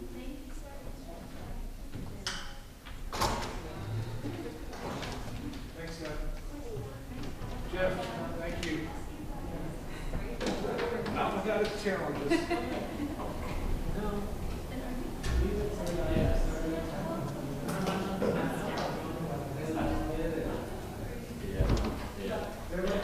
I'm not going to